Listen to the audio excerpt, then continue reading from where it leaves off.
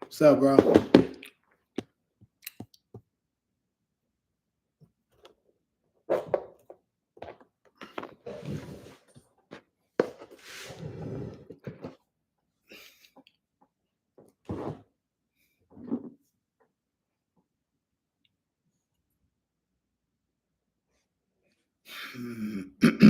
I got 2 in the lobby.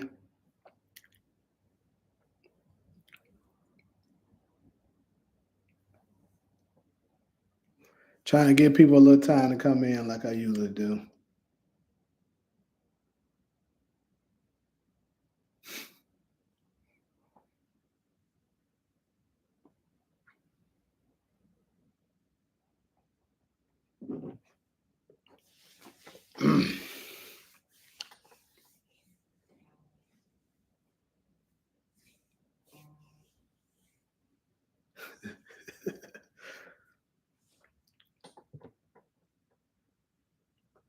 What's up, Lamarcus?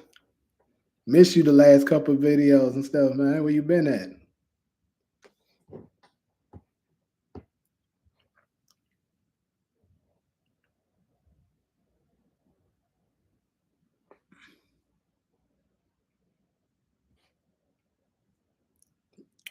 Yeah, I'm gonna give it probably like another minute or 2 to give a few more people to come in, and then after that, I'll go ahead and get started.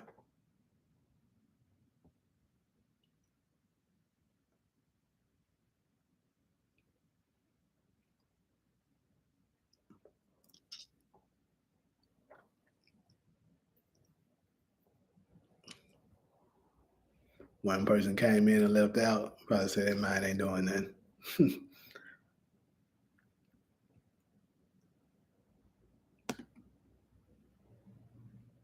What does that do?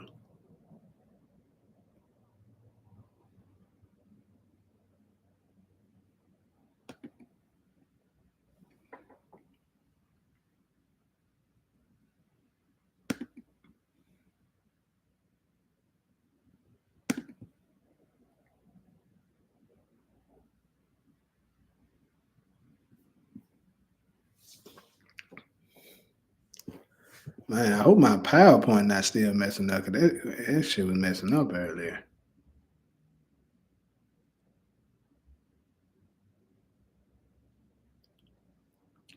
My boy DeMarc is on vacation. I feel you, man. He really do, bro. He really does. I even told him that. I said, bro, DeMarc, there's no reason you shouldn't have your own channel, bro. For real.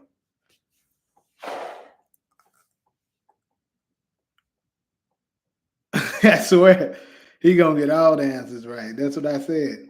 Might make that nigga like I might have a championship mode at one point. See, like somebody come on to challenge him or something. I may just very well do that eventually.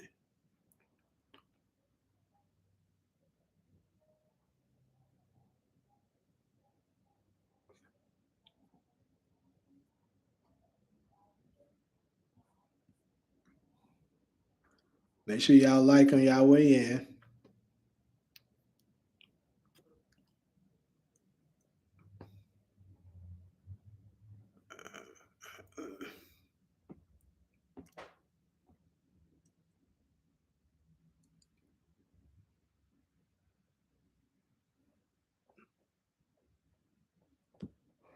What's good, Razul?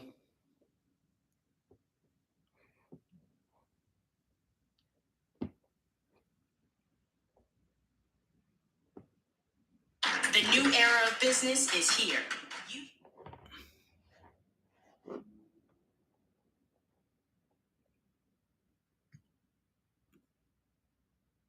Did you notice that Angela and Kate called Ghost Jamie? Kate? Yeah, of course. I got, I got my speculations on why that is too. And to be honest, bro, I should definitely do a video on it.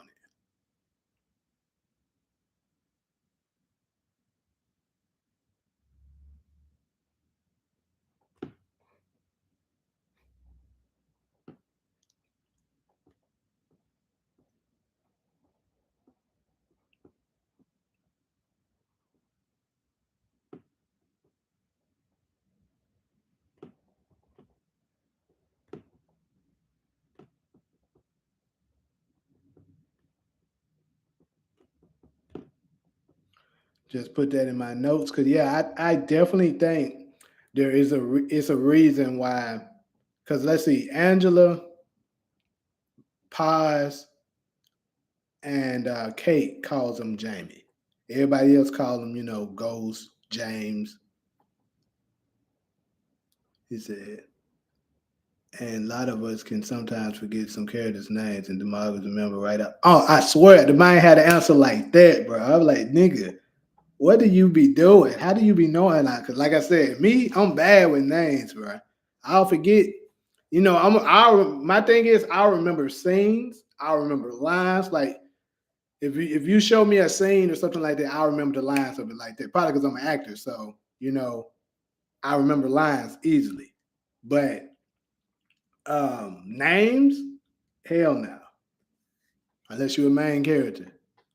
Theory, Kate uses what's it mess with? Oh, used to mess with Ghost Pop. I think it's something else, but hey, you never know. But I do get, like I said, matter of fact, that's gonna be my next power video. I got to knock out some of these Bel Air videos when I get off here, and that'll be my theory on why they called him Jamie. I'm gonna make that video right after. But anyways, we had 8 people in here. Now we got 5. I guess people decided to jump on off. Good morning, and good day. Raised me. They told me the quickest way to get someone attention called. I'm good, Anthony. Appreciate you asking. How are you, bro? So intention called them they real name. That's true. Like if everybody is known as, like for instance, in his case, if you're known as Ghost, everybody you so used to everybody calling you Ghost, and then somebody all of a sudden call you, your government issued name out of nowhere, it's gonna definitely draw your attention. I'm ready for Power Book final episode. Of course, everybody is. We almost there. Shit, what we got? A little less than 2 weeks now. I mean, a little less than 3 weeks, right? Yeah, a little less than 3 weeks. We almost there. But anyways, I'm about to go ahead and get the video started. Uh,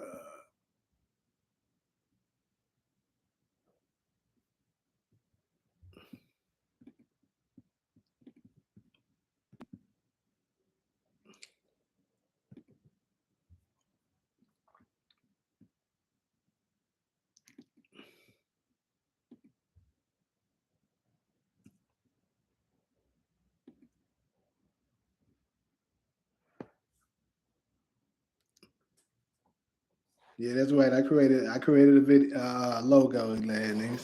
What y'all think? Oh shit! What just happened?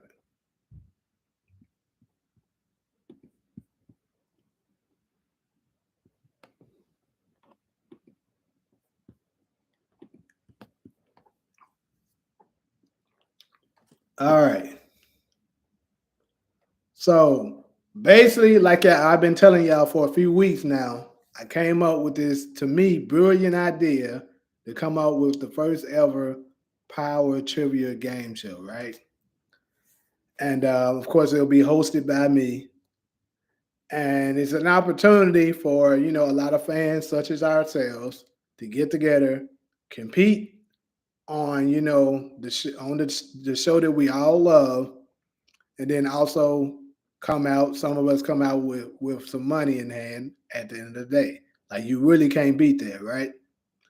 So basically, what I'm doing on this particular video is I'm going to be explaining exactly how the show is going to be ran, how I'm going to be picking competitors and stuff like that. How do you win, etc. So um, as of now, because I'm still right now, I'm still just trying to get the thing, in motion. So as of now, I'm just going to be doing pretty much anybody who's saying that they're interested in playing. I'll get your name, get your contact information, your availability, all of that. And then it'll be randomly selected on who your opponent will be. And of course, you'll know way ahead of time who you're going to be facing, the time period, and all of that. Then I also get your payment method that you prefer to, like if you win, I'll send you the money over to whatever the payment method is. And then let me see. Pretty much, I think that's it as far as like how I'm gonna be choosing the people because, like I said, right now it's more so about just getting the exposure, getting it out there so more people can become familiar with it. Now, to get into how the game's going to be played. So basically, like I said, it's going to be a trivia question thing. So basically, I'll come up with my own questions and stuff like that, that I have for you, which will be on the screen so you guys can see it. So how I'm gonna do it is whoever the competitors are, I'll connect with you, way ahead of time, and we'll do a test run to make sure everything's functioning properly. And then I'll connect with you guys via Zoom. And then after we Zoom, I'll share my screen and stuff like that. Then go live, on YouTube, so that the other fans and stuff can see it. And then I'll begin the game asking you a variety of questions. So I'm gonna give you all a little simulation real quick on how it'll be done. So this right here is just my intro, my new logo that I got for the show. Now, as y'all can see on the screen here, you see James St. Patrick, $5, right? Then I got the question there. Each question will be multiple choice. So as y'all can see, the question it'll be broke down into categories. Like I don't have the whole slides together because this is just me doing like a simulation to show y'all exactly how it's working. But when you actually play it, it'll be multiple ones. Like I have a section for $20, section for $15, section for $10, and a section for $5. Obviously, the more money that it's worth, the questions are going to be harder. Like as y'all can see on the screen, this here is a $5 question. So it's pretty easy. Unless you just don't watch the show, you should know the $5 questions. So the question that you can see is the category is James St. Patrick. Like it may be one to say James St. Patrick, maybe one to say another category to say book 2 Ghosts, another to say book 3 Raising Canyon, and etc. But as you can see, the category is James St. Patrick. So they picked James St. Patrick for $5. And then the question is, what is James St. Patrick's street name? Like we all know the answer to that. We should, unless you just don't watch the damn show, you should know the answer to that. So as you can see, it's multiple choice. Ghost, A is Ghost, B is Breeze, C is Saint, 3 Man Boy. So obviously the answer is A, Ghost. So the person get that right, you win $5, right? And then it'll keep going. What it'll be, I'll give you two. You have 2 questions each round. It'll be a total of 3 rounds for the 2 competitors. So at the end, whoever has the most money wins the game, obviously. And then you'll have a chance to go to the final round. Now, if by some kind of way that, let's say, it's tied, then you'll have a sudden death round where it'll be a towing cost on who goes first, and then whoever wins the towing toss will get the question. If they get it right, then they advance to the next round. If the person gets it wrong, then um, the other person will get another shot, and they'll get to answer a question. If they get it right, they'll go to the next round. So that's how it will go. Now in this first 3 rounds that you have, you can win a total of $100. Then you go to the final round, which will be called the Power Universe round.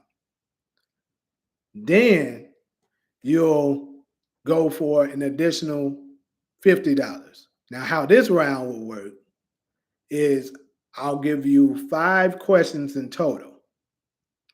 These questions will all be difficult. So this is how it's going to work. You can have the option of, let's say, beat your competitor, and let's just say you won 100. You already won $100.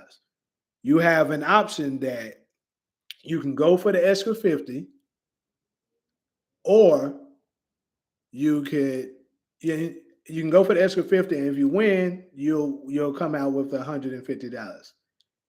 If you lose, then $25 will be deducted. You only come out with $75.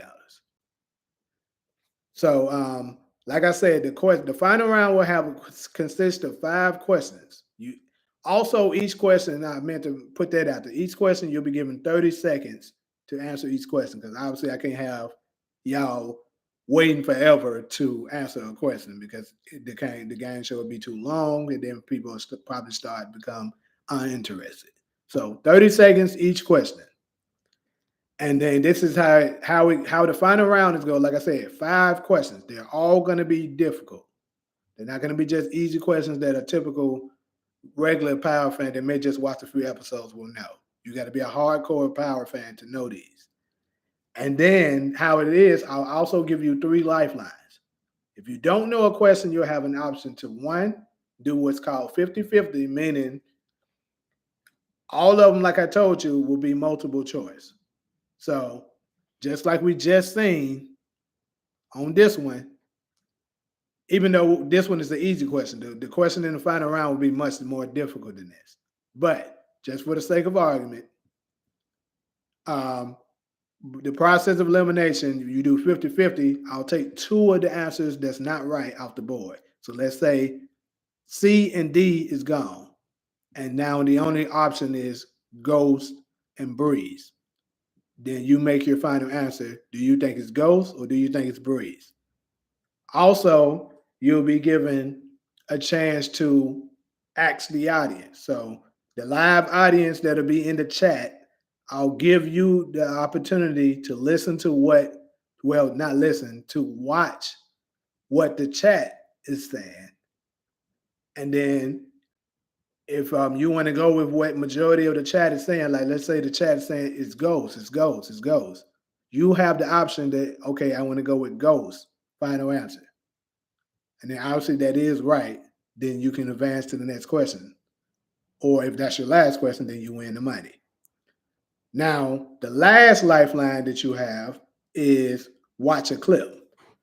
So I tried to put in a clip, but like I said, my PowerPoint was messing up earlier. I don't know why. But I'll just give y'all an example this type of way.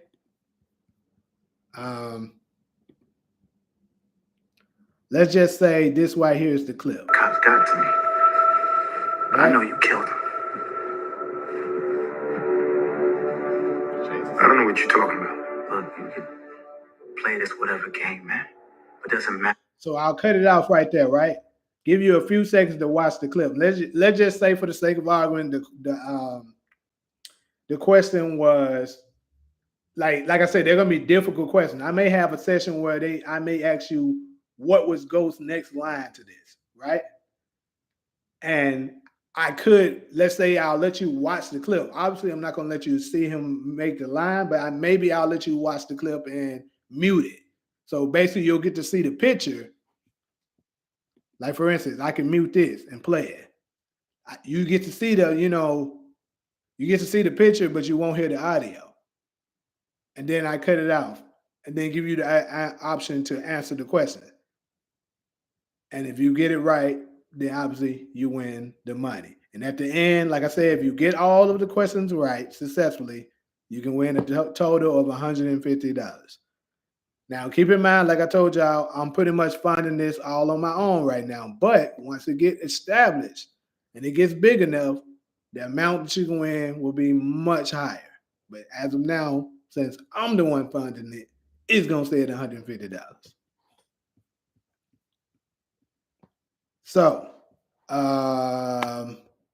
pretty much, I think I covered everything. I'm about to look at the chat to see what y'all saying.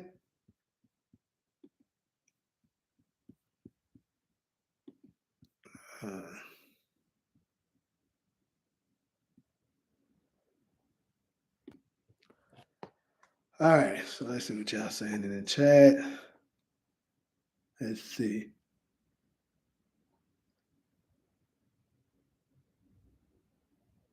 What was the last thing I say?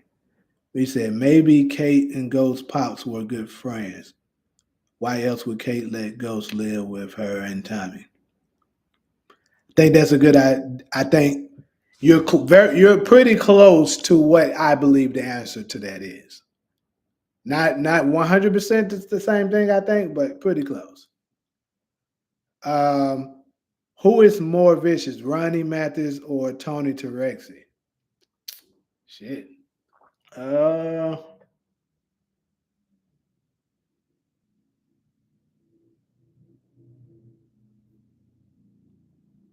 I'm about to go with Ronnie on that, my boy.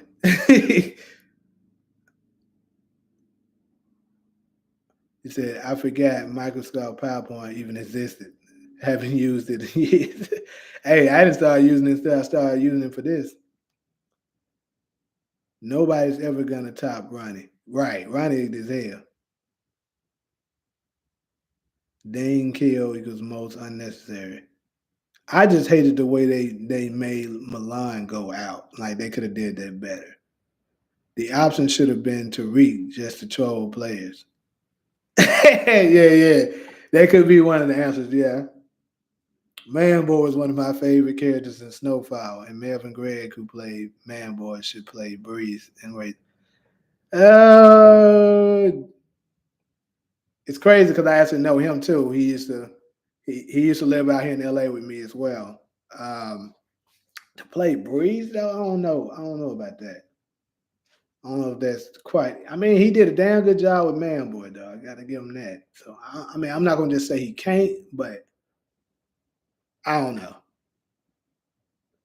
Yeah, so pretty much that's how the game show is, gonna be played and stuff like that.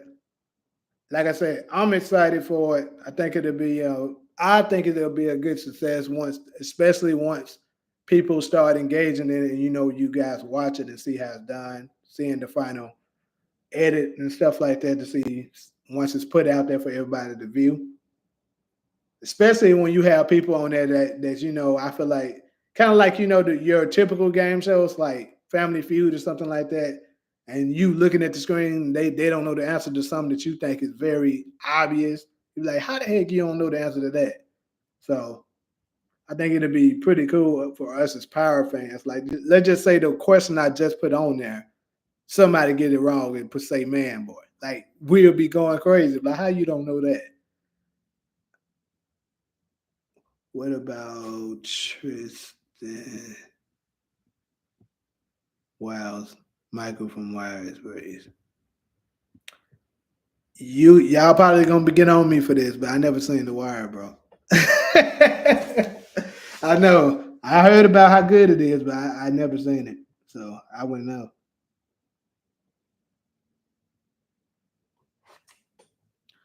Um,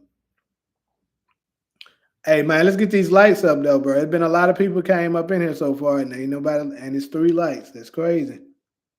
I wish Running Matches would have unalive Dean grandmother to show why I catered that alive that old lady. Hey, dog,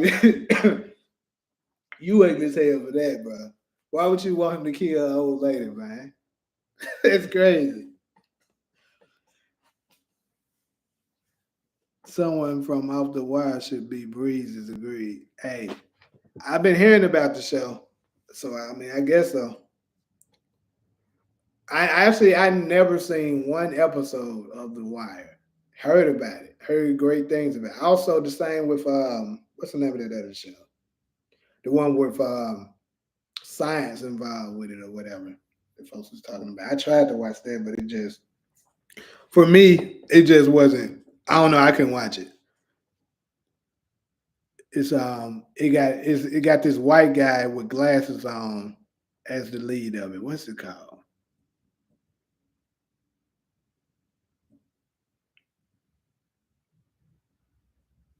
I can't remember what's the name of that damn show. Y'all should know. I know Demarcus know what I'm talking about. What you never seen The Wire? People compare Omar to Ronnie. Hey, I be saying that, but I ain't never seen it.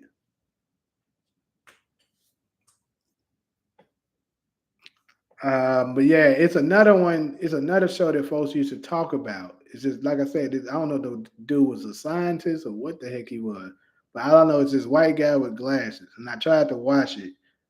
I'm trying to remember what is it now. Um, was it on Hulu? What the fuck was it on? Not Ozark. I know what Ozark is. That was on Netflix. Um, mm,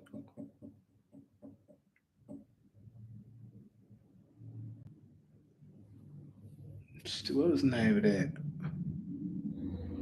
Anyway, I can't think of it right now. So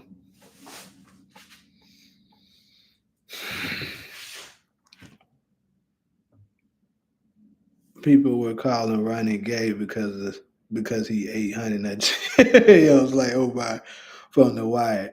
Yeah, I seen people make that comparison, but I didn't know and push the woman in the club off him. Breaking Bad, that's the one I'm talking about. I knew you was gonna get it. Yeah, Breaking Bad. I tried to watch Breaking Bad, bro, the first episode, and I don't know, it just wasn't clicking with me.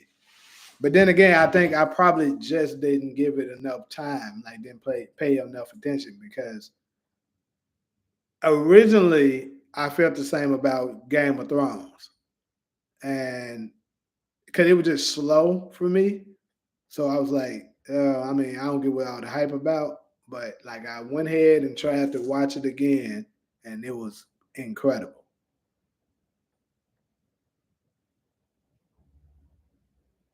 Yeah, I saw the comparison of people saying that him and Defcon were lovers. Hey, you never know. It might still be true. They might reveal that shit next season. I ain't gonna lie. I almost made a video about because Ronnie. To me, I think Ronnie may have been autistic or something like that. And I was like, they may be having that nigga be another Jeffrey Dahmer because they were kind of alike if you pay attention.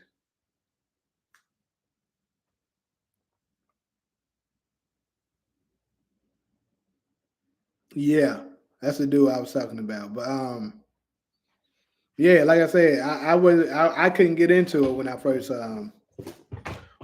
tried to watch Breaking Bad.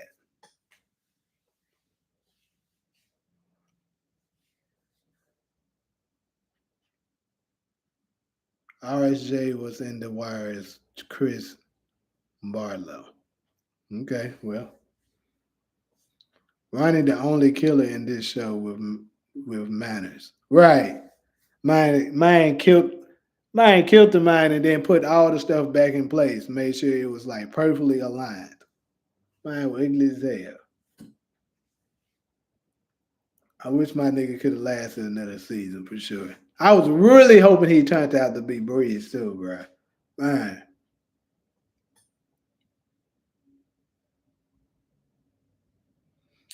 So is anybody in here? Any volunteers to want to play the show?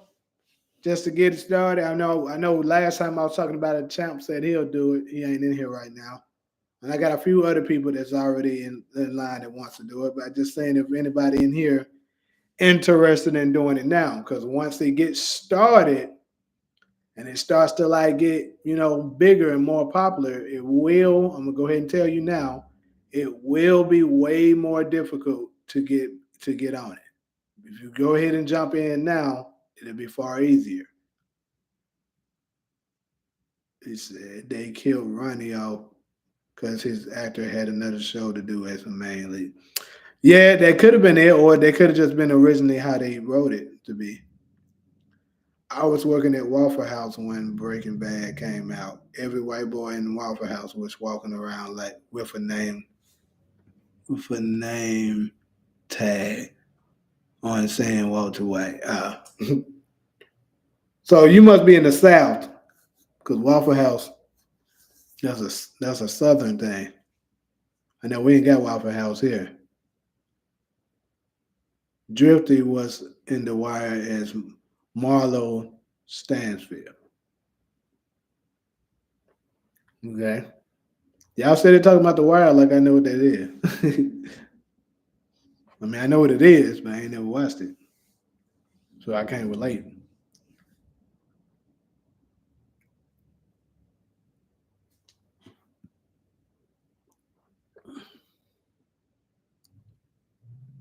All right, I guess since I'm only been on 30 minutes, it didn't take long for me to explain the show. We can open things up for Q&A.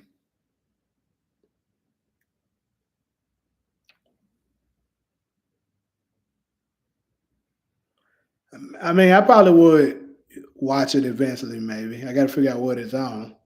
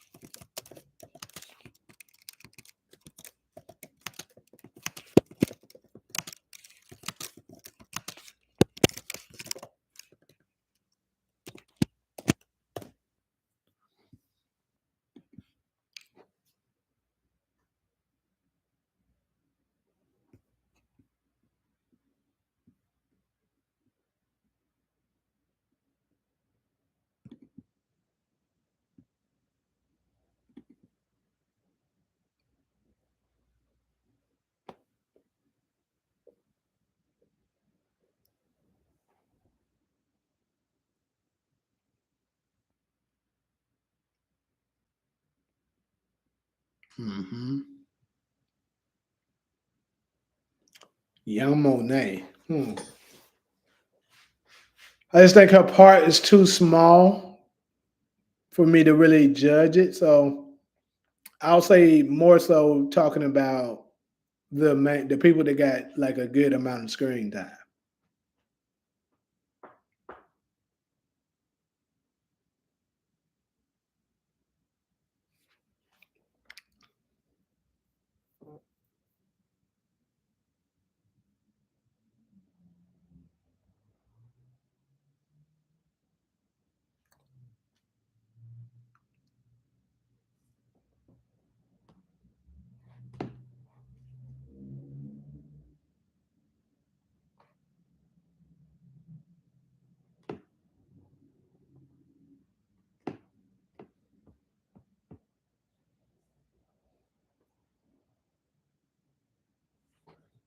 Anybody else got another answer?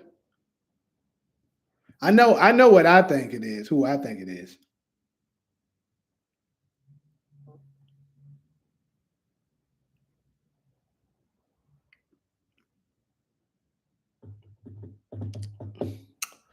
Who y'all think was the best actor on book two so far in this season? I know who I. So you asked me, it's kind of easy to me.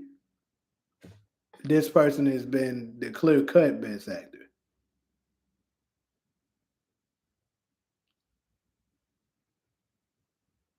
Yeah, kind of.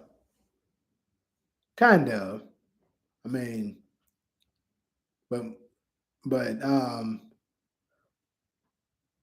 Monet is as hell, and Janet not. I think on with uh with Angela and Paz, neither one of them ugly.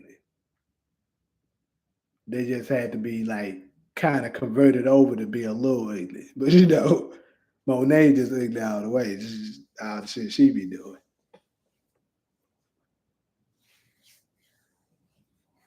Well, since ain't nobody engaging, I'm gonna go ahead and just give my answer. In my opinion, I think um Lavelle, the actor that plays Drew, has been the best actor on book two so far.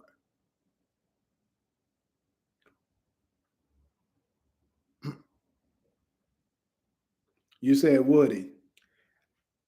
I think Woody is an incredible actor and stuff like that, but at the same time, his character range doesn't go that far. Like for the most part, Kane's character stays the same. Like tough guy, Hayden, tough guy, Hayden. You know what I'm saying? He don't really change too much. But Lavelle's character has a very strong range. You know what I'm saying? Like he can be gangster sometimes. He's playing a gay role. He has to be sentimental and shit sometimes, like his relationship with his mom this particular season. You know he be how he be going off on Monet and stuff like that. I like me personally. I loved how he just didn't give a damn how he just went at her this year, this particular season. Like he'll be trying to go off, and Diana will be like, "Wait, hold on, Drew." And then he'll be like, "No, no, she need to hear this shit." Like that, there, love it. That scene with him and Drew in season four with the, you know what, bro? You know what, bro? Yeah, he was good with that. That was pretty good when he was breaking down, telling him, how Monet robbed him from being able to gain Lorenzo's respect. I agree with that. But I think to me, the best in between that one that you just mentioned and the monologue that Drew had on episode, what was it? Four.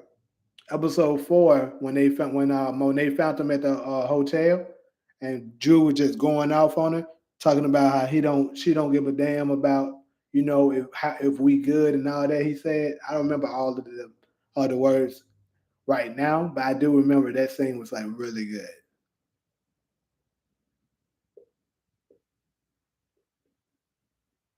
Drew and Lobos have things in common.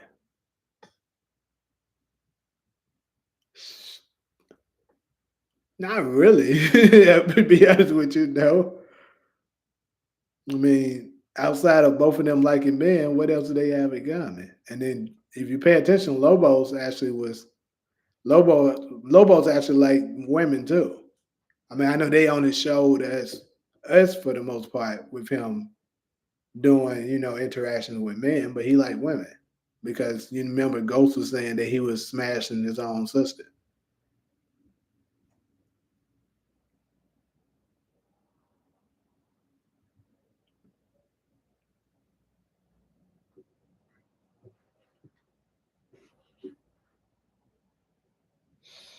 Hmm. Let's see. What's another one? Right, and Lobo's crazy as hell. Exactly.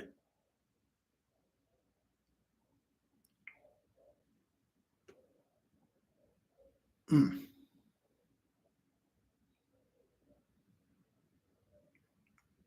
Did y'all see that? I don't know if y'all seen that trending post that I saw, but it was a post that said, if these women was all in the same room, who would come out alive?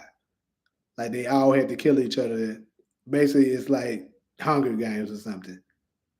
And the options was um, Monet, Rock, Louis, Liliana, and who else was in there? Tasha, I believe. I think those were the six women. So who would y'all choose to come out the victor? Louis from Snowfall, Tasha, Rock, um, Monet, Liliana. Damn, who's the other one? Oh yeah, they had the lady from BMF in there too, the crazy one. That what's her name? Calling herself Henry. So who do y'all think will come out alive? Milan had to wait until Lobos was dead to finally show up. Nah, I ain't gonna say Milan was waiting. I think he was using that as an opportunity. I seriously doubt Milan was afraid of Lobos. As crazy as Milan was, nah, I don't think he was afraid of him and nothing. I just think he probably was just laying low, infiltrating, digging deeper into Ghost organization to be able to have him by the balls like he had him, so that Ghost wouldn't be able to see him coming. Queen Louie, Monet, and Raquel Thomas. That's three people. You got to choose one, nigga.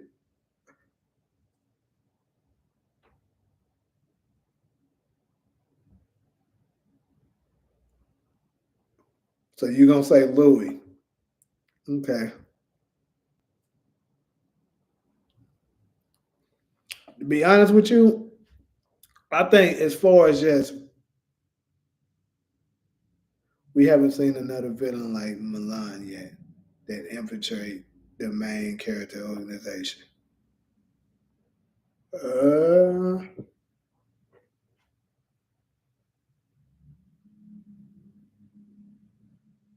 I'm trying to think. Make sure we have it.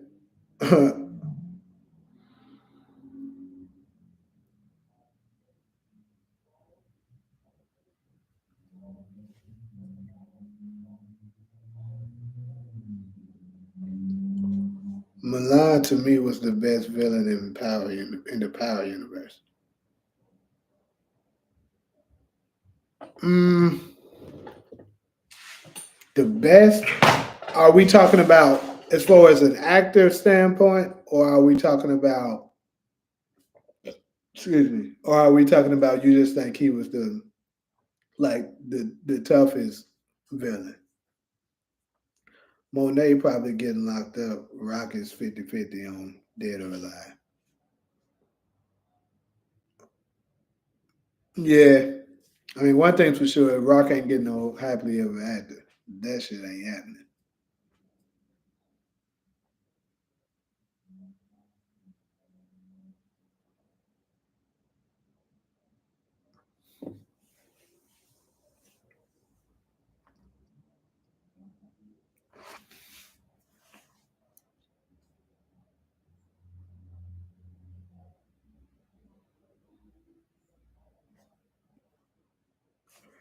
Um, where you live, support? You probably somewhere in the south. Then, if you're getting storms or out east, we'll never get thunderstorms here. I hate to say this, but Milan was more vicious than Ronnie. I don't know if I'll say he was more vicious. I'll say this. This is what he was more powerful for sure because he had a whole crew behind him and a military. He had like a military base crew, so he was way more powerful.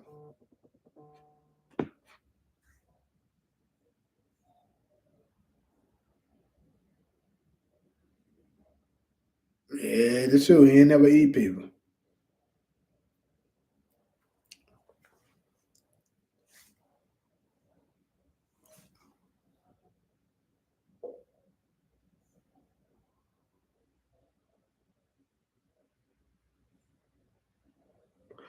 Oh yeah, I seen a video. It's a real quick one. I seen a video of Gianni talking about Braden's character.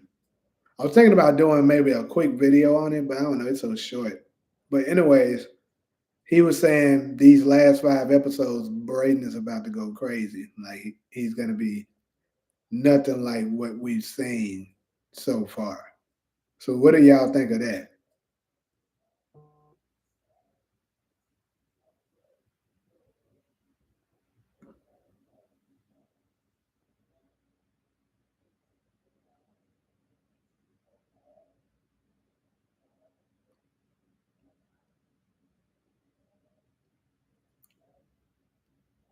Sometimes these guys be trolling. I don't know if he hinted at Braden dying or it's about.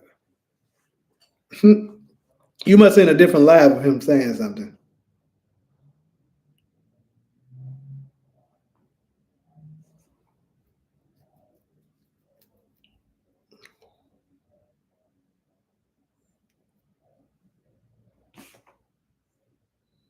Vincent should have been in book 2.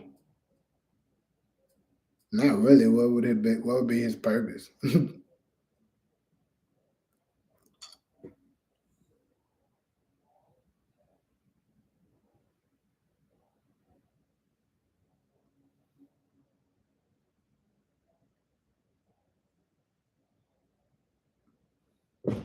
Now, someone that I think would be good, it would have been good if they had him in book 2. Um, Let me see. I mean, I think they could have had 2 bit more up in it. Who else?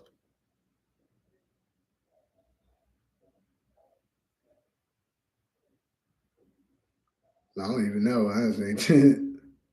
Because all the other ones I feel like should have been in there is in it. I do agree Vincent should have been the one to kill Ghost. And Tariq's story in book 2 is about revenge. Tasha should get framed for killing Ray Ray. Now, if the story would have went that way, like Vincent ended up killing Ghost, then yeah, then it would make a good story to put him up in book 2 Ghost. But the way it played out, he don't have a purpose.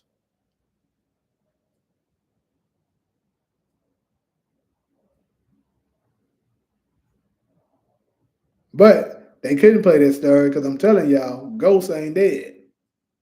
The nigga gonna show up on y'all. Y'all gonna see. I'm gonna keep my hope alive.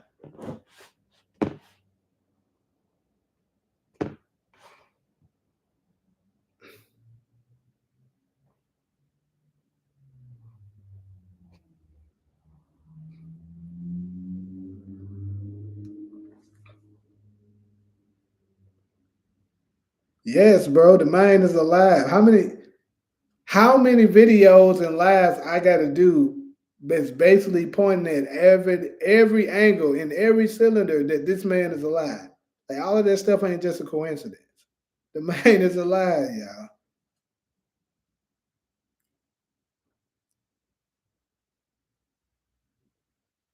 Even if Tariq wasn't in on him, faking the death, absolutely the man faked his death and he's still alive. You don't find it a coincidence that all the events that's been happening in Power, the things with Yaz, him giving Tariq the letter, um, let me see what else. Stephen Ott, the way Stephen Ott was just protecting him the whole time, making sure don't nothing bad. Uncle Gabe randomly show up at the funeral, making sure his name is clear and stuff like that. Why? Think about this. What other purpose would Uncle Gabe have to show up at the alleged funeral where they don't show his body? Keep that in mind. Closed casket funeral. And then he telling Tariq not to shame Ghost's name. He don't have a reason to do that outside of Ghost is alive and he asked him to do that.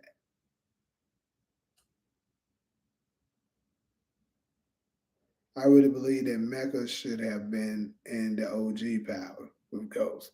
You know what, bro? That'd have been good. And then definitely he probably could have had like way more screen time. Yeah. Mecca would have been good for the original Power. Either Vincent or Jason could have extorted Ghost and his club for money and forced Tariq into working for them. And Ghost died trying to save Tariq, like his father, to trying to protect him. Yeah, that also could have made out to been a good story. I don't see the point of bringing him back. I see a huge point of bringing him back. You gotta think about it. The lead character name on there is Ghost. Why? What other fulfilling would it be for him to be a ghost than to actually become like a real live ghost and return? And then he shakes up everybody like a ghost from the past. It's hella fulfilling. It's the perfect way to do it. And then on top of it, you got to look at it from the money aspect. If Ghost was to return after being gone for near 5 years, it's gonna break the internet. It's gonna make so much money, and then they're gonna bring him back at the very end. I'm pretty sure, and then the suspense is gonna kill the fans. They're gonna get so much off just the suspense of Ghost coming the next season of whatever the next book is.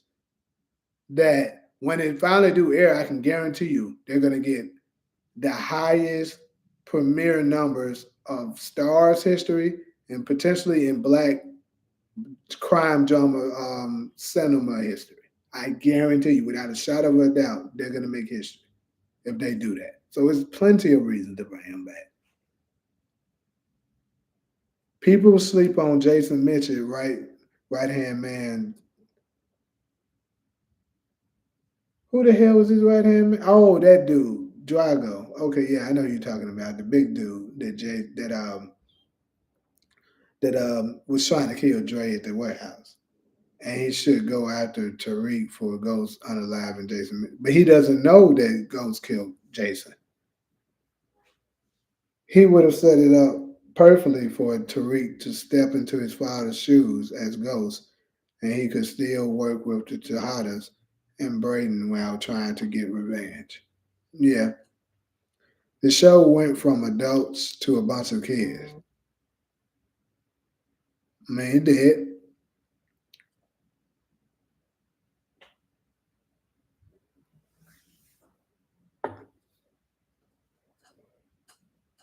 And like I said, I think when they do these spinoffs, when ghosts do come back, they may reunite Ghost and Tommy, and then Tariq keep his crew, and wherever they at, it probably be like I said. I wouldn't be surprised if they some kind of way put Tariq and D Mac together, along with if Braden is still alive. I believe Kane may survive, and then if Diana is still around, Diana. But Drew is out of here. Monet is out of here. Uh, I think Effie is the biggest question mark for me because I don't know. She a hit or miss for me. Let me ask y'all. So, what do y'all think Effie's fate is going to be? Dead or alive or in jail? The show, let's see. Book two is already powered with young cast. Tariq literally going through what Ghost went through. Braden is his white homeboy he hustled with. Kane is like a mix of Tommy and Kanan. So you think Effie is gonna live? I hope so, kind of.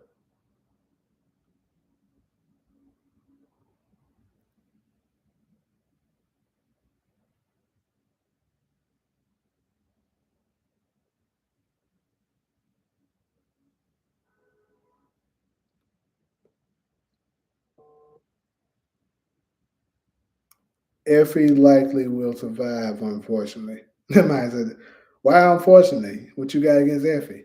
Besides her being a snake. 5 years, we still know nothing about Effie. That is true. Unless they planning on cramming it all into us these last 5 episodes. But I feel like they would have to spend too much time, telling us about Effie, which would take away from a lot of other parts of the show. So with that being said, more than likely, Effie is gonna survive, and she will get back with Tariq. So let's be prepared to get pissed at Tariq. I told you, I think he's just gonna use her. I don't think he's gonna. I don't think he's gonna actually fall for her like that again. But to be real, me personally, I think Effie is the best match for him. It's just the truth. Could you see Cash, Elisa Marie, and Yaz in a spinout called Power Generation? Hell no, nigga. Hell no. Ain't nobody gonna watch that shit.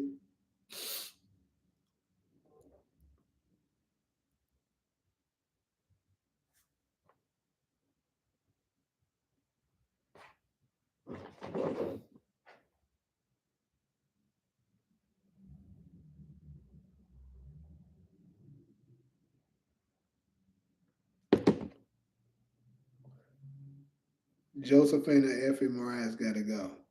Hey, she might do, but I think she gonna survive. Goat still loved Angela after she got him locked up. True, but let's be real. Angela Slick had a reason to lock him up. The shit Effie did, she didn't have a reason for it. So that's not the same thing. Angela, first it looked like he played Angela. Then on top of that, she thought he killed her boyfriend. So with her being law enforcement, and that's literally her job to prosecute murdering drug dealers like Ghost. Plus, she had a good reason and motive to do so. Oh shit! Look who it is. What's up, Kani? But yeah, plus him having her having a good reason to actually arrest him. It's not the same thing. Effie just did what she did because she was thinking about herself. So, Kani, I already kind of went over the game show stuff that we're gonna do, but now we're just having a general talk about the show. Who we think gonna survive, where we see it going from here, and stuff like that. Also, if you want to weigh in on, I asked them earlier who you think has been the best actor in book two so far. If you been an actress, you probably would have your own take on who you think it is. I said my answer was I think it's Drew. From Angela's perspective, I get why she did it. Ghost messed up when he took his glove off to close the window. Yeah, he definitely did. To to me, the writers are trash. Look, I'm gonna say this: the writers they have their ups and downs. They be hitting and missing. Cause there's certain times, absolutely, they be fumbling the bag, bro. Like I be like, what are y'all doing? But there's certain times they'll hit you with a twist and stuff. You be like, whoa. But then again, we got to keep in mind the original power that we all fell in love with, which was mostly Courtney's doing. She's no longer involved with the show. So you said Kane is the best actor. Are you saying Kane is the best actor overall, like throughout the whole book two, or are you thinking he was also the best actor in season four? Because if we're talking about just overall throughout the course of all four seasons, maybe we can go with him. But honestly, we got to keep in mind you still got Lorenz Tate too. Lorenz Tate is really good as well. Still don't get why he did it in the first place. Why he did what in the first place? Some of the actors are too acting. Facts, facts. Exactly. Drew is good. Like so, Kani, give me some examples. Who you think are some actors? Uh, Let me see, because I know a few examples. Are we talking about just season four or like Power in general? Yeah, bro. Tate is a legend anyway, so he got history of it, and he's been killing it since he first joined Power in season four.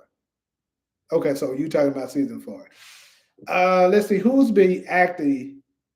I can't lie, this my girl. It's definitely my girl, but Mary J. Blige do be having some acting situations going on.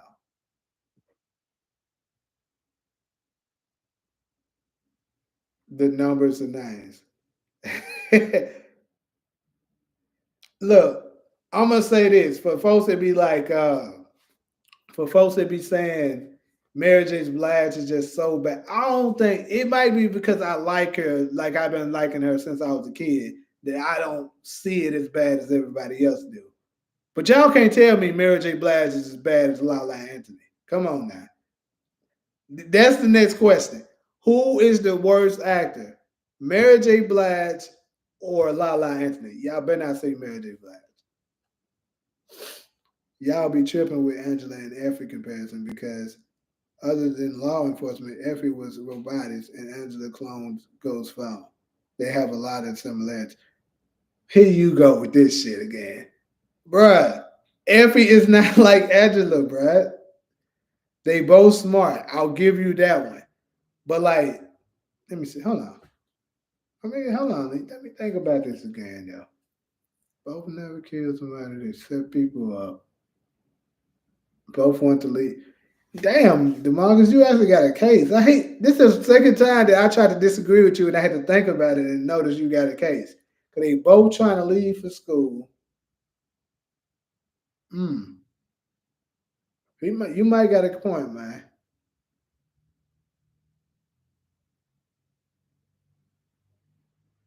It's something about okay. You said it's something about her. She's so funny with her acting. She be going in, but it's something about it. She's a badass to me. I love her. So you say it's Lala. I grew up with her, my auntie, R.I.P. loved her. I see why I marry a baddie for real. So she do no wrong in my eyes. Exactly. That's how I look at it too. Mary could do no wrong. So y'all gonna get up off her and her. I don't care how much she say the F is this, F is that, F. She say F in almost every other line, but she be looking good doing it.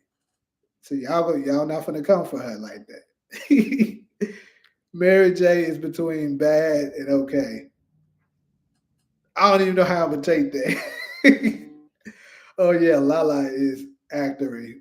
Man, let me show you. I don't even know what is her worst thing. Like she got so many options that I can show you.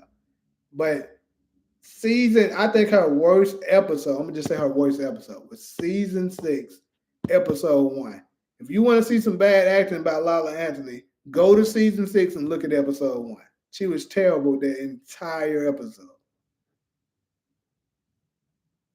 And then she's really bad on BMF too. You would think after all these years. See, that's another thing about her. This is Mary's first time, you know what I'm saying, being in a show where she's constantly reoccurring, playing a character. And if you ask me, you do see a difference between her in season 1 and her in season 4. Lala has been in power since season 1.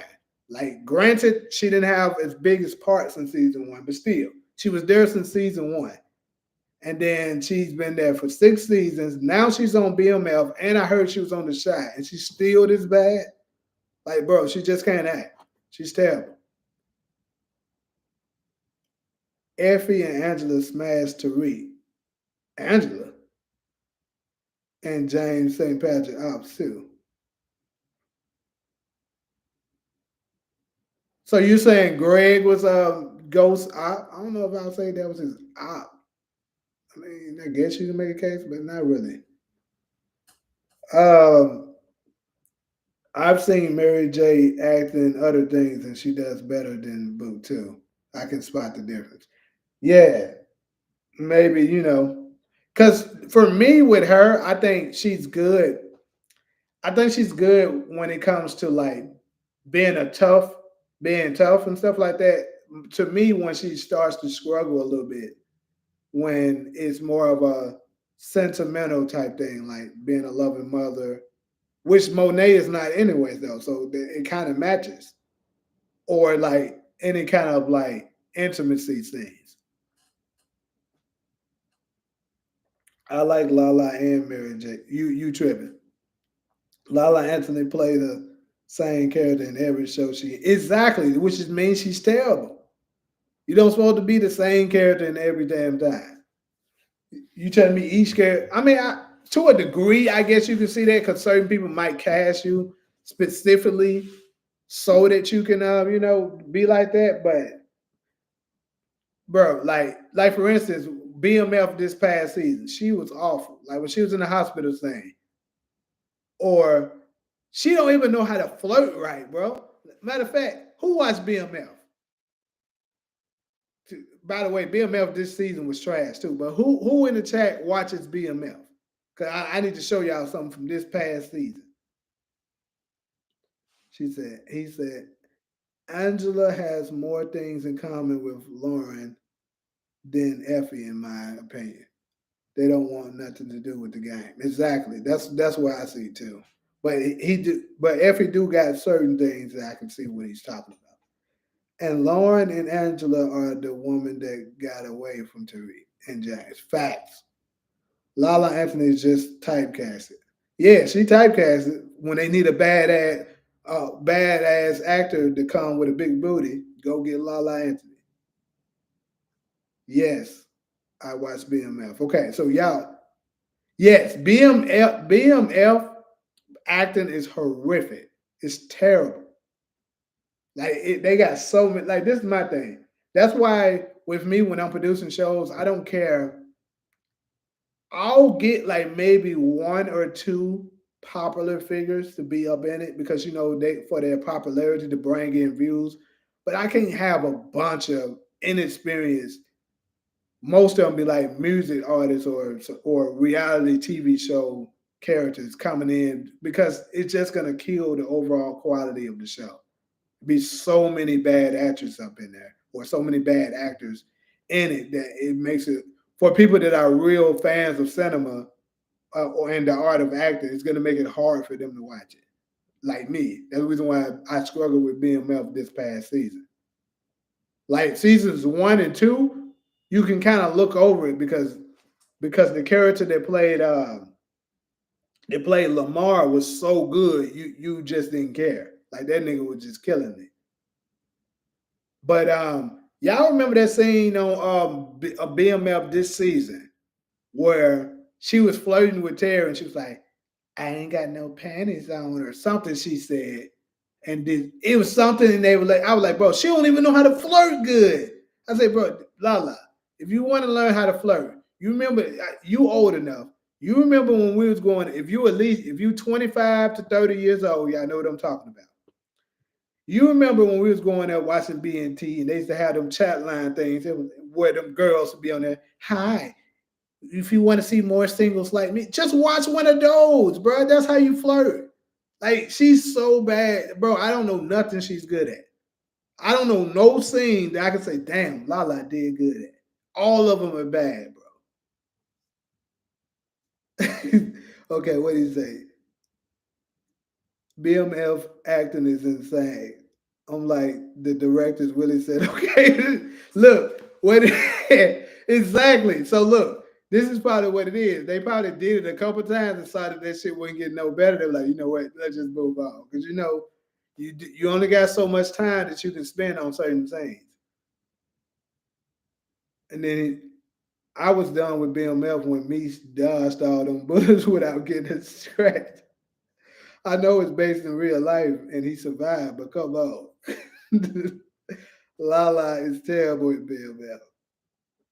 I love real storytellers, not that actor stuff. Yeah, man. Who worse at acting, Markeisha or Henry and Bill? That's easy, Markeisha. That's no challenge. Henry should never been invented as a character. True. I mean, I do think her character was unnecessary for sure, but I don't think her as an actor was too bad. It just not. It just wasn't very fitting for the show. That's all. They got Meech out here like a super. Oh God! Then they put like the nigga win all his fights. Every time that nigga get into a fight, he win. Come on, bro. That man, he can't be that jacket. I don't know that was Big Meech that jacket in real life. Maybe he was, but they put like that nigga hands vicious. Hey, here's a good question for y'all, bro. Who would win the fight, Meech or Kane? That's the new question. Meech versus Kane, who would win the fight?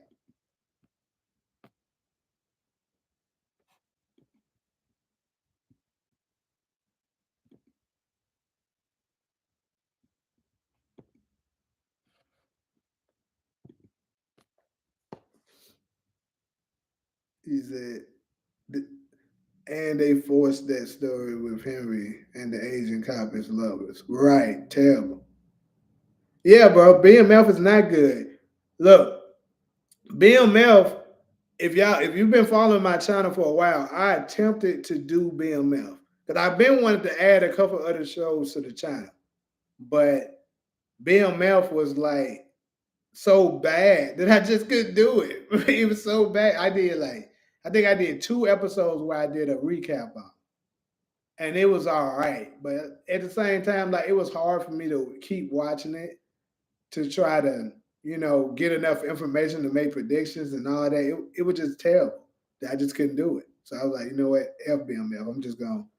I'm just gonna keep doing power videos until what was the next book that was coming out? I think Ghost was coming until Ghost come out because this shit is horrible.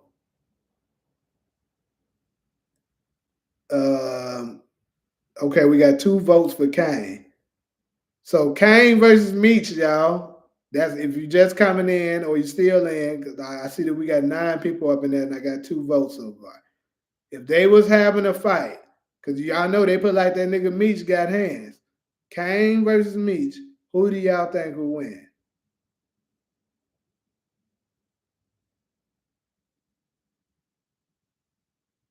Tariq and Braden versus Meech. I think Meech will beat both of them folks' ass. I'm gonna go ahead and put that out there.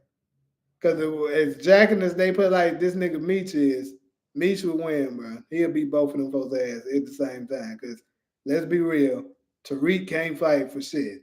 And then if Braden was letting Tariq beat his ass up in season 3, that means he can't fight too good either. So yep, Meech will win. Who is a better leader, Kane or Dre? I would have to go with Dre with that. Okay, we got another vote for Kane. Dang, don't nobody think Meech will win?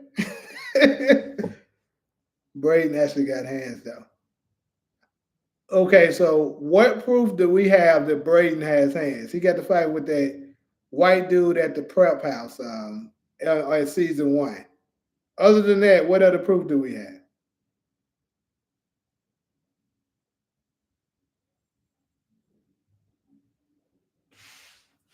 Because maybe I'm missing something. Because I don't remember another time. Because I also remember when remember when Effie got to fighting with that girl and that dude randomly jumped on him out of nowhere. That dude was beating Braden ass. Meech got his ass shot. Got shot in his ass. When did he get shot in his ass? Was it this season? Probably because I wasn't paying attention because it was so bad. He put up more of a fight than Tariq at least. I mean, Tariq was fighting Kane though. We all know Kane is the goat of fighting, so that ain't the same thing. Braden was fighting a random white dude. He got beat up all the time, like Tariq. Exactly, that nigga be getting beat up too. So if you ask me, if Meech had to fight both of them folks, I think me should beat both of them folks' ass. Just like if they tried to jump Kane, I think Kane will beat both of their ass.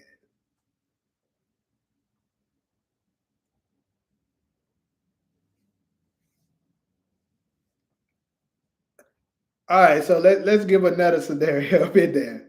Braden only got beat up twice. Tariq got beat up 5 different. It don't see that don't matter though. That ain't what we talking about. We all know Tariq can't fight. That's been understood. But what we trying to find out is, hey, so here's a good one. Who would win, Tariq or Trace? Because if you can remember in season 5, when Trace spilled that drink on him. I mean, I said season 5. God damn. Season 1, when Trace spilled his drink on him, he was saying, "You need to tell your brother." He was telling Brady he needs to tell his brother to to learn how to hold his liquor because next time he getting these hands. What hands, man?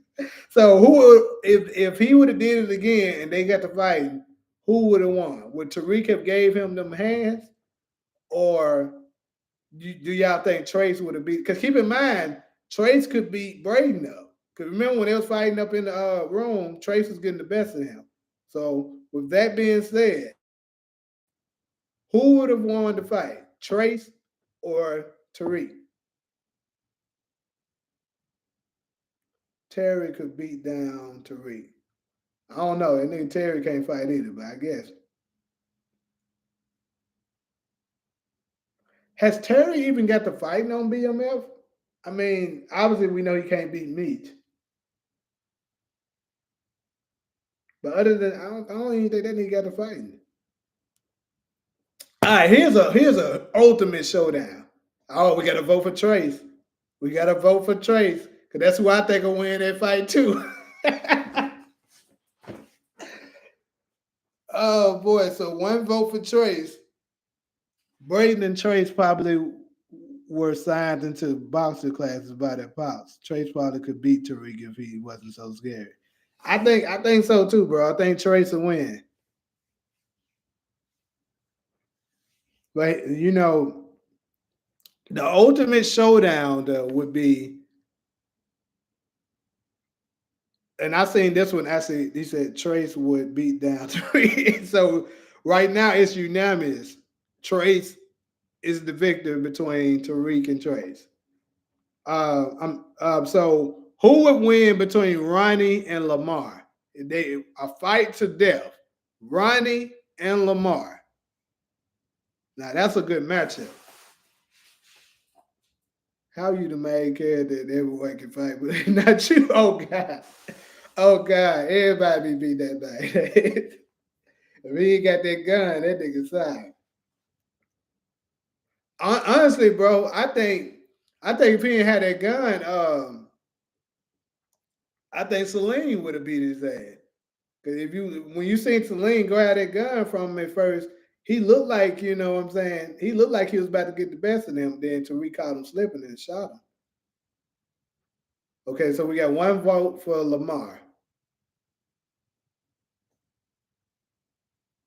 Who would win between Lamar and who ain't hit that like button yet? That's another good question. Who ain't hit like? There's 9 people in here right now, and I only got 8 likes. Who ain't hit it?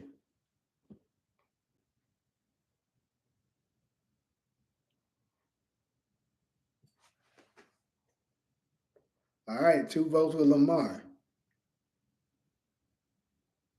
Ain't nobody rocking with Ronnie? Golly. Y'all just saying that because my nigga, y'all say my nigga lose that fight against Unique.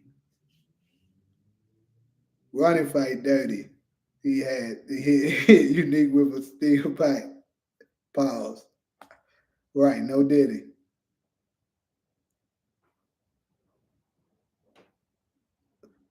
So 2 for Lamar.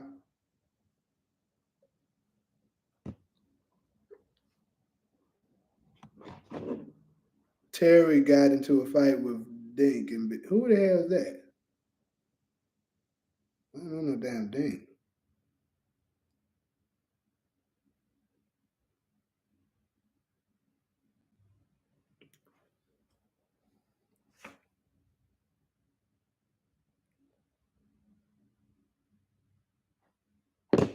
Ronnie character is dumb to me.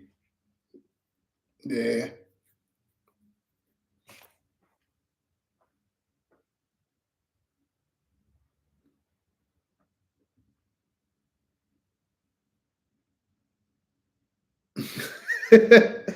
Right.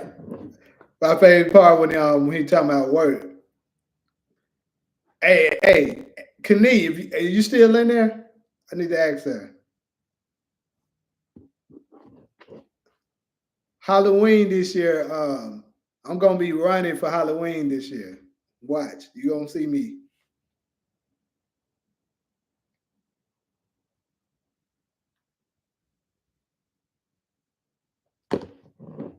I'm telling y'all, I'm gonna go get me some glasses. I'm go get my little winter break jacket, nice little button down. Put my shirt in my pants. Uh, get my little tennis shoes. Get me my box of cereal. Right, and I'm being character the whole time. Whatever party I hit, I'm gonna be in character the whole time. Be showing up to niggas. I need work, Dean. So Knie, we should hit a Halloween party. I'm gonna be running. You can be you can be Panessa. And be telling your ass, get your shit and leave. Y'all don't even know what scene I'm talking about. What's up, Takara, man? We actually up in here just talking about random stuff right now, bro. So yeah, we talking about me being running for Halloween right now. That's who I'm gonna be. I don't even and the crazy thing is I don't even participate in Halloween like that. But I'm telling y'all, this year I'm gonna do it. I'm gonna be running. When I do it, matter of fact, on Halloween, I'm gonna dress up and I might go live for like 30 minutes and be in character for y'all. Then the entire live, I'm gonna be running. So every question y'all ask me, you're gonna get a response the way Ronnie will answer. It's gonna be funny as hell. Nah, I ain't shaving my head. Fuck that. We ain't that much in character. But I might put something over my head or something to, to cover my hair up to make it look like I got a haircut or something. I might do that. But nah, we ain't shaving no head.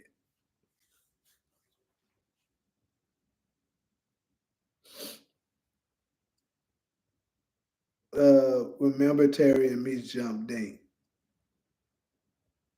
I actually don't remember that. I ain't gonna lie to you.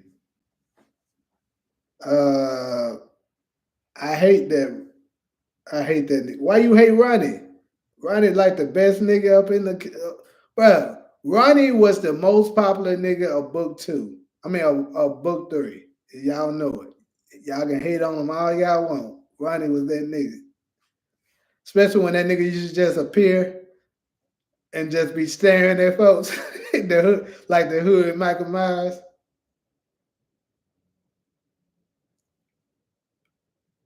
Did he dress like Franklin? I mean, Franklin didn't wear the jacket like him, but I guess by the pants, because they both just tucked their pants in and stuff.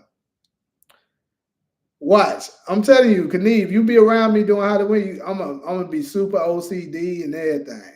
Pushing like if I go up in a chair, pushing my chair up, that's gonna be a funny day, but I'm gonna love it. Everywhere I go, that honey nut box of honey nut Cheerios gonna be with me too. In season 4, Ronnie got some back to life as a zombie. Gonna come back to, bro. I would love that, but obviously, that would make the show fiction, and it don't supposed to be fiction. But I would love that, bro. They need to bring Ronnie back, bro. They didn't have my nigga here long enough. Remember Tariq pushed down Raina like Ronnie did Panessa. I mean, yeah, but why are we comparing them? My nigga Ronnie can fight. Tariq weak as hell. To be honest, if Raina would have decided to fight him back, she may would have won. Vanessa knew she would win it. How was Ronnie homeless and broke but popping up everywhere like Michael. Hey, how you know my nigga was broke? Just because he was talking to Snap and Pop, he was like, I ain't got no funds. So you giving me the money. Shit, bro, I love that nigga, bro. That hey, if y'all watch the real actor too, he's nothing like that character. That's what made him so good too. They made Unique come back when he got beat in the head multiple times. They did, but he didn't get shot in the head and then be laid out. That nigga got shot in the back of his head. Run and walk everywhere like Tariq. Yep. Yep. But no, y'all know my nigga had a whip. Remember he took it from dude? He pulled the gun, he pulled up on dude and was like, nice ride. And then the dude was smiling and stuff, thinking he was just, complimenting him on his car. Then he pulled the scrap on him. I said, nice ride. Then he took it from him. That was one of my favorite scenes. I was like, but this man is so ignorant. One walking. Ronnie is the original BMW. Black man walking. My nigga had a whip though. What are y'all talking about? And he had remember when he was taking Kanan, when he was taking Kanan to meet with the social worker so he can tell her to stop messing with him. Remember that? My nigga had a car. What are y'all talking about? Trying to make it seem like my nigga Ronnie was a broke nigga. Ronnie was my favorite character after Young Kanan in Raising Kanan. I think Ronnie was my favorite character. I mean, Young Kanan's all right. I ain't no huge fan of him. My order would be Ronnie, Marvin, Unique, Rock, Lou, Dan Kanan. No, actually, Juke, Dan Kanan.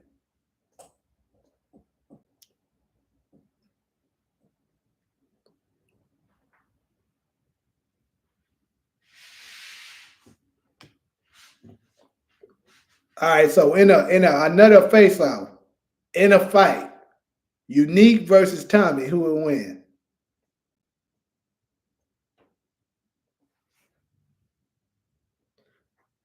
Yes, bro. Ronnie possibly, and it's crazy because Raising Kanan, like I said, by far has the best actors. It's really not even close. Raising Kanan has the best actors, and um, I think among all the good actors that they had in season 3, and they had a lot of them: Ronnie, Rock, Marvin, Omar Epps, Juke, the girl that plays Juke, is really good. All of them are really good. And I don't know. You can make a good case that Ronnie probably was like the best because you know how hard it is for him to like for you to just stay in character like that the whole time. Like the dude who played Jeffrey Dahmer was really good. That weird old demeanor that he had the entire time. Like I'm pretty sure both of them were probably method actors. Um, Imagine 50 Cent made a random cameo in Raising Kanan as a random character, Young Kanan meet. That would be crazy. Like a crazy homeless dude claiming he related to Kanan. Be very into it. Tommy is trash. Dang, why Tommy trash?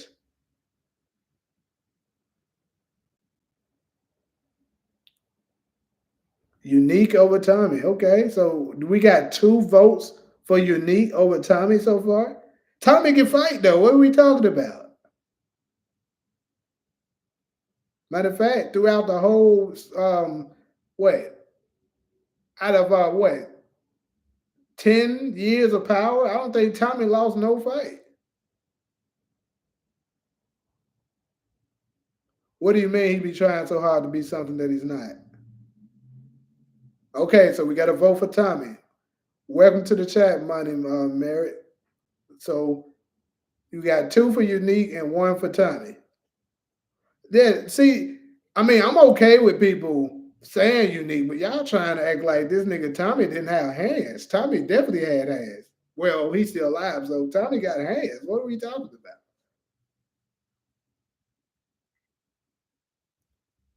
50 Cent as the crazy homeless would tell Kanan, stay the hell away from this nigga. Call goes and Kanan is what the fuck you talking about. Crazy motherfucker. Right. You better stay his ass away from him. Now, look, what the crazy homeless dude needs to be telling him is stay away from Tariq. Cause that's the nigga who got him killed. If you could bring back one character, who would it be? Ronnie Mathis or OG Juke? Easily Ronnie. Come on now. They ain't even close for me. Easily bring it back Ronnie so he can terrorize the streets.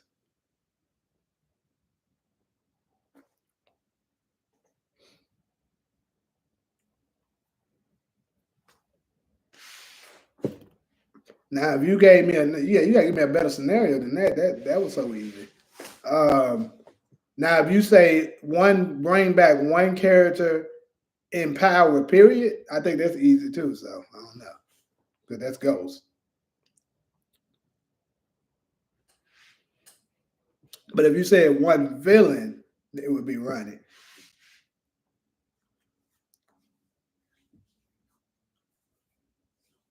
But then again, I probably ain't got to bring back Ghost because I'm telling y'all, Ghost ain't dead. Monet is really from the hood.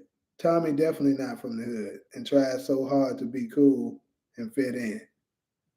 Tommy should have been a physical education teacher at Stanford. Okay, so Takara, are you saying that Joseph Sakura, the actor, isn't hood, or are you saying Tommy Egan on Power not hood? Young young Jukebox to me still don't seem like the same character as Future Juke. Young Kanan, I can see glimpses of him becoming his OG Power version. Okay, so what I'll say to that is I think they're doing a huge character development for Jukebox character. Because to me, remember him. Because I honestly, I think they're doing a good job at developing her. Because they're showing you that she was this cool girl that she had. She had that little anger side that we see up in her. But for the most part, she was actually kind of a good girl. But her circumstances is what's going to lead her to who we saw in the original Power. So I would just give it time. And then, like, once it's time for her actually to turn into the dark side of what we know her as, and she's still not kind of, meeting the standards, then maybe I'll judge it differently. But I think as of now, it's cool. Remember the Serbians beat down Tommy? Nigga, it was like 1,500 of them. What are we talking about? He wasn't about to win no fight with all them folks. Shoot, I don't Unique would have won. None of them folks would have won that. It was at least like 10 of them.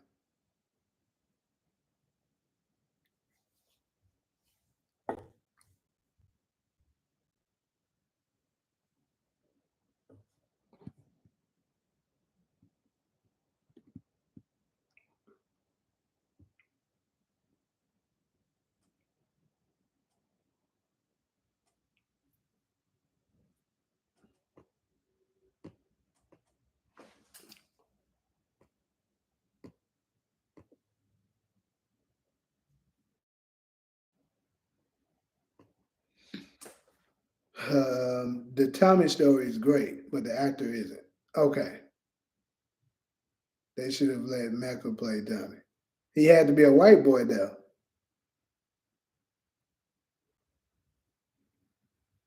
I rock with Dre more than I do with Tommy. Hmm. So you rock with a snake more than you do with Tommy. Gotcha. I can't share the. I can't say I share that. Since Courtney Kemp no longer a part of Power, this might not happen. But I want to see Jukebox give Kanan the scar on his neck. Yeah, 'cause it was said that. But me personally, I think they're gonna keep that one because I mean that's something that's obviously noticeable on Kanan on the original Power. So I feel like they gotta keep that part. Just like if you can remember on season 4, episode 9, when Tommy was on the original Power, when Tommy headbutted Ghost, and he was like, the last time you stole on me was when we were 13. It's an effing scar on my face from it. You remember that? I believe probably on Origins. No, actually, that would have to happen probably. It depends on how far they go with raising Canaan, I guess. Because at this current time period, it's 1992. Ghost character should be like 12. Ghost and Thomas should be around 12. All right, now 12 to 13. So that means about a year or two is when Tommy should give him his scar. And it makes me wonder, but like they may change the age and stuff like that. Because like I said, a lot of the age stuff changed with raising Canaan. That low key would have been hard. Um, Merrick, you're responding to what when you say that would have been hard?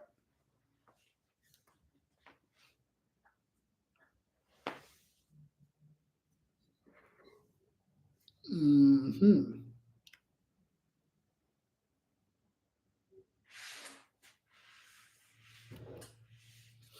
Tell you one thing about that nigga Dre though. That nigga Dre was a survivor.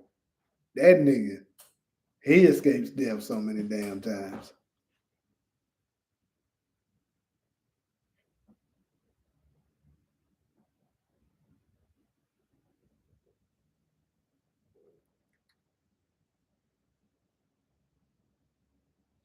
I only think of you on 2 occasions, Thursday and night. Yeah, shit down the Lord. God damn it.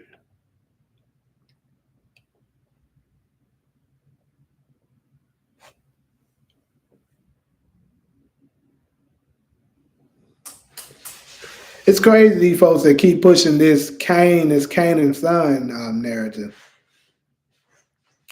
Who up in the chat actually believe that there's a possibility that Cain is Canaan's son?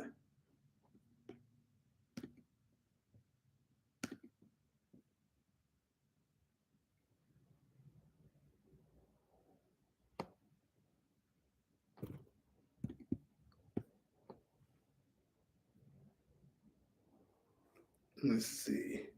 Tariq is more like Dre in Book 2 Ghost than he is with James Ghost St. Patrick in the Street Gang. I don't know because Tariq ain't snaking people. They might change things in Origins. We already know they changed Ghost's date of birth for sure. Yep, been OG from 1974 to 1980. Yep. So, Razul, your nope is in response to you thinking Kane is Canaan's son, correct? Carl, you said 0%. Monet don't sleep with black guys.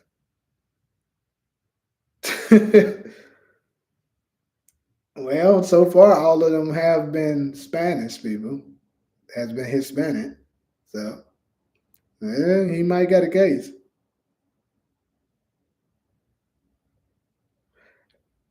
I was so wondering, like, is Mecca black or is he Hispanic? Cause yeah, I was thinking in my head, Mecca might be a light skinned nigga. I don't know.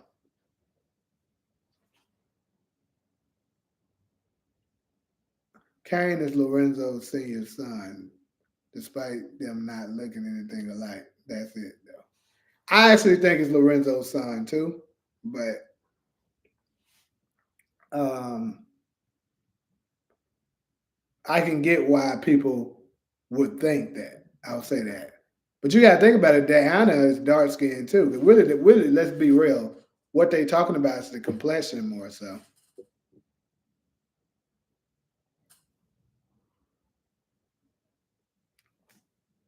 And yeah, Diana, she's on the darker side too. So I guess they just took the complexion of their mother.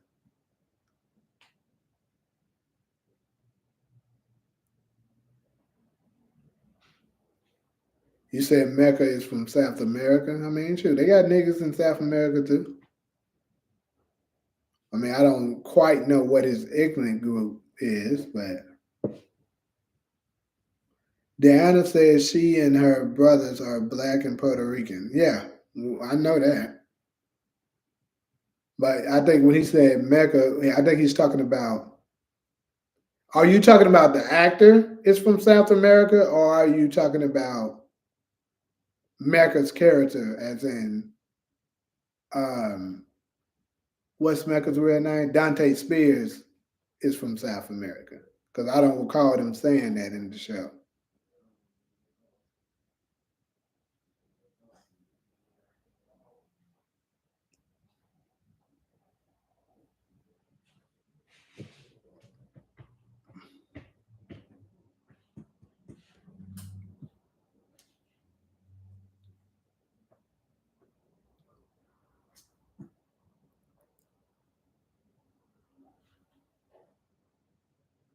Low key, I think Mecca should have been Kane Pops instead of Zeke. Hmm. Mecca real name is Daniel. Yeah, Daniel. I don't know that. I remember the first name, Daniel Condon. On that middle name, I don't know how to pronounce that. Sun Hada. Is it Sun Hada? I'm guessing that's how you would pronounce it. Daniel Sahada Condon.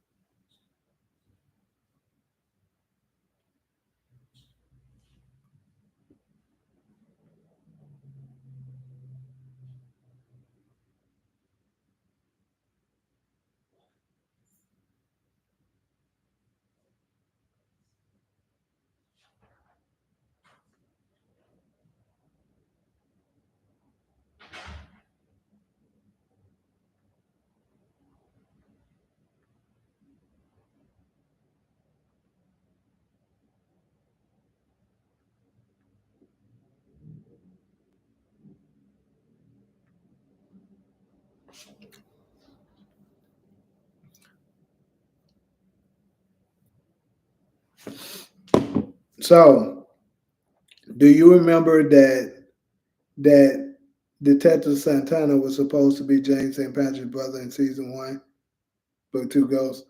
Well, I can't say that I remember that he's supposed to be his brother, but I did see a couple of YouTube channels saying that they have speculation that he could be Ghost's brother.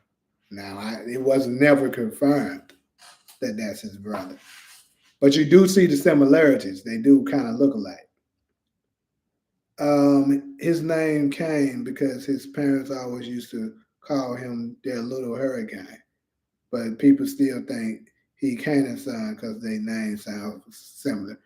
True. I think that's yeah, it's the name thing too, plus him being dark skinned that they coming up with that assumption. Tariq's full name is James St. Patrick. Right. Tariq, yeah, his name is Tariq James St. Patrick.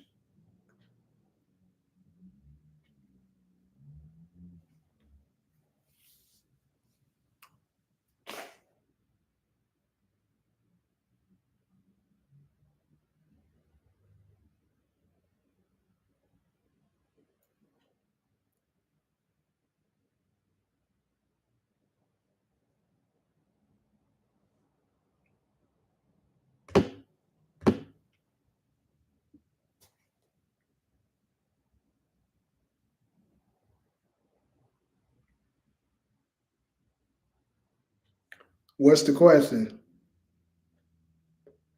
I want wonder in Origins will James be similar to Tariq as unlikable teenager?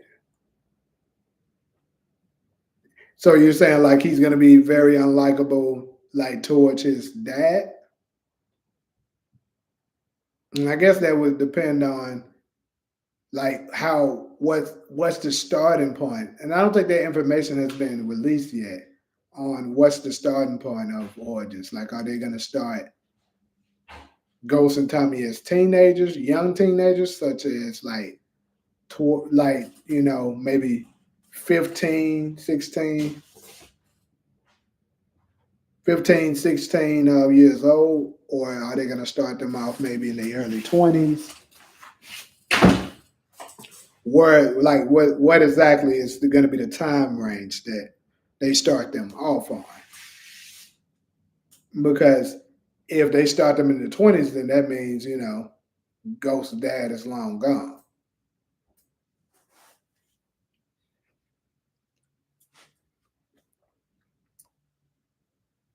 Yeah, towards his father. Okay, yeah.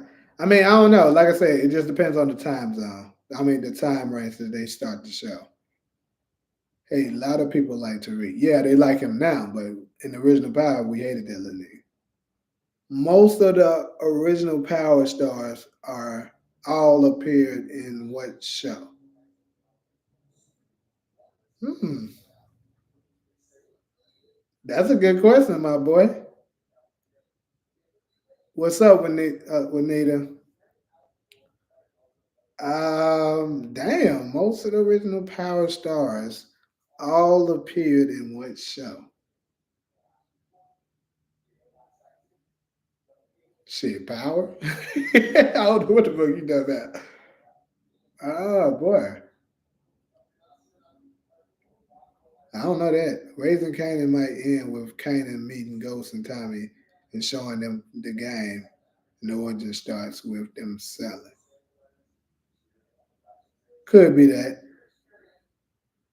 So, do you think we're gonna get Breeze and Raising Kanan? Maybe towards the end of Raising Kanan, we find out who Breeze is as well.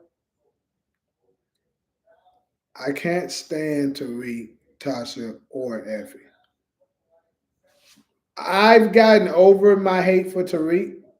Tasha, she like in the middle. And actually, I mean, I don't dislike none of them that you just said, actually. I always liked Tariq. He had potential. So all of them was in Law and Order? Interesting. I never would have guessed that because I don't watch Law and Order. I mean, I've seen episodes of it, but like watch it, you know, on a normal basis, no. Most of Power cast appeared in The Good Wife. Did they? It's crazy because I grew up watching a lot of movies with Amari Halpern, but it wasn't until Power where I realized it was him the entire time. Man, the only thing I remember Amari Halpern in outside of Power before he got bigger was for Color Girl. Shit.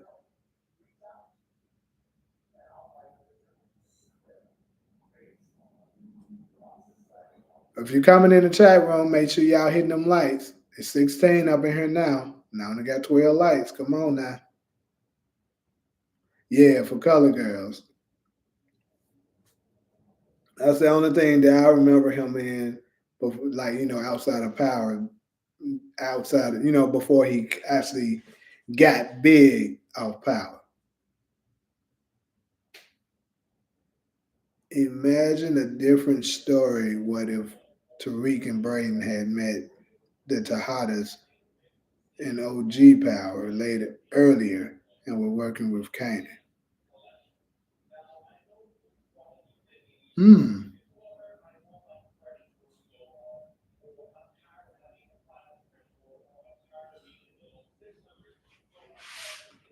My only thing is, I'll be wondering if you know Kanan would have killed Kane, and that sometimes it all depends on how Kane would react towards Kanan, because which is why I said I think we should put some more respect on Mecca's name, because like I said, Mecca is the only nigga that I know of that Kane never really tried to get tough with.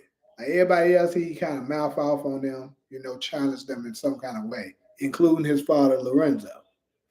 But he never did that to Mecca because he knew what's up. Mecca wasn't gonna play with him. So that gives me to the next question. Um, if he was to be working with Canaan, what do you think he would be talking to Canaan, mouthing off like he do some of the other people? Because you know how Canaan addressed disrespect. Remember what he did to Dre's boy Brock, just because he kept on mouthing out. So if they were to work together, I think if Kane, like, be talking the way he be talking, Canaan would have killed him. Amari Harvey played in the movie Great Iron Gang. You know what? He was in Great Iron Gang. I remember that. Amari Harvey was in Being Mary Jane too. I actually never seen that, but okay. Cain would either fear Canaan like he feared Mecca or respect him. He would have to if he want to live, because Canaan ain't gonna tolerate that.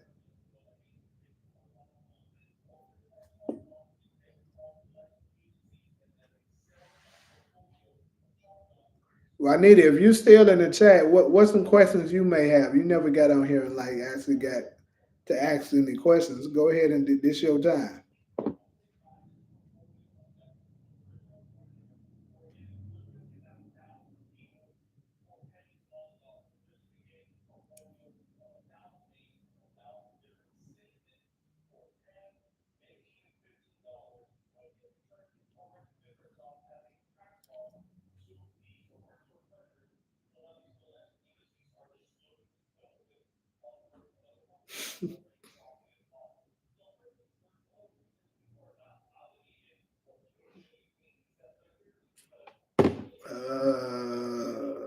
Let's see. So, do you think they will give us something of Cain childhood like they did Drew and Diana? I would say they would have to, because it kind of wouldn't make sense for us to only give us Cain when he was a little bit of baby and not give us anything when he was actually older enough. So I actually think it's possible we may see some things where was kind of messed up with Cain. Because I think Cain lived a life where, being the oldest child and not necessarily the child that they favor to, like, because it seems like the child that Lorenzo favored was clearly Drew.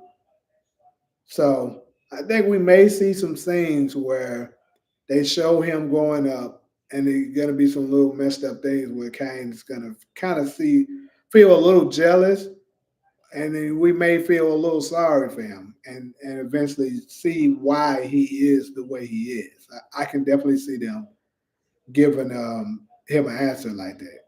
Because it kind of seemed like to me, Kane is constantly struggling to try to show his family that, look, I am that dude. Y'all keep overlooking me with everybody else, because like they kept putting Drew over him.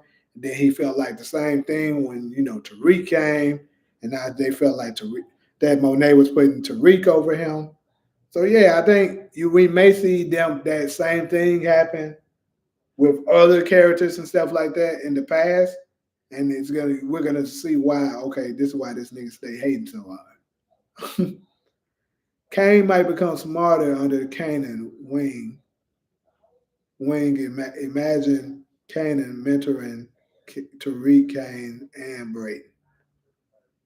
He very much probably would, because like I feel like he already got smarter just being under the little time he had with Mecca.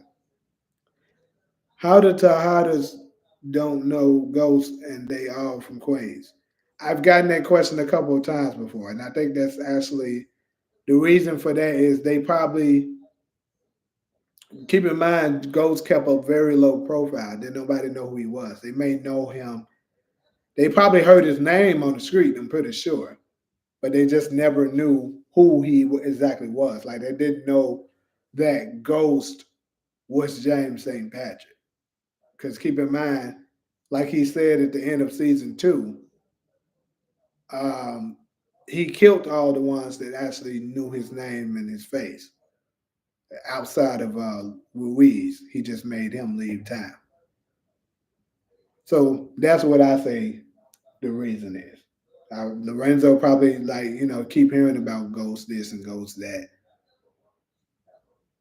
Cause like when Monet pulled up on Tommy at the end of the season finale of season one, she was saying, "So you that Tommy nigga that shot up my bar?" It's like she said it as if she knew, she heard of his name, like of who he was, but she just never had the privilege of actually meeting him. So in my opinion, I think she probably heard his name on the street, just like she heard Ghost's name on the street, but she never knew who they actually were. Let's see. Which actor was originally approached to play Ghost before Amari? It was actually a couple of them. I know they said Michael Jai White, also the other actor dude. Um, I can't remember his name, but he was like a tall, light skinned, bald headed guy. Because Courtney Kemp was actually talking about on the crew has it that he did a really good job in the audition booth. Um, Unpopular opinion. I think the actor that played young Drew in Save Monet should have been young Kane instead. It made more sense. He'll protect her. Yeah, kind of. I can rock with you on that. Name the bodies that Rashad Tate has. Let's see. Rashad Tate that we seen on Power. Let's see. He killed the first body he caught that we seen on screen was Alphonse. Hmm. Did he take anybody else outside of Alphonse? I don't think so. I keep scrolling around in my head to see because Alphonse was killed in season six, episode six,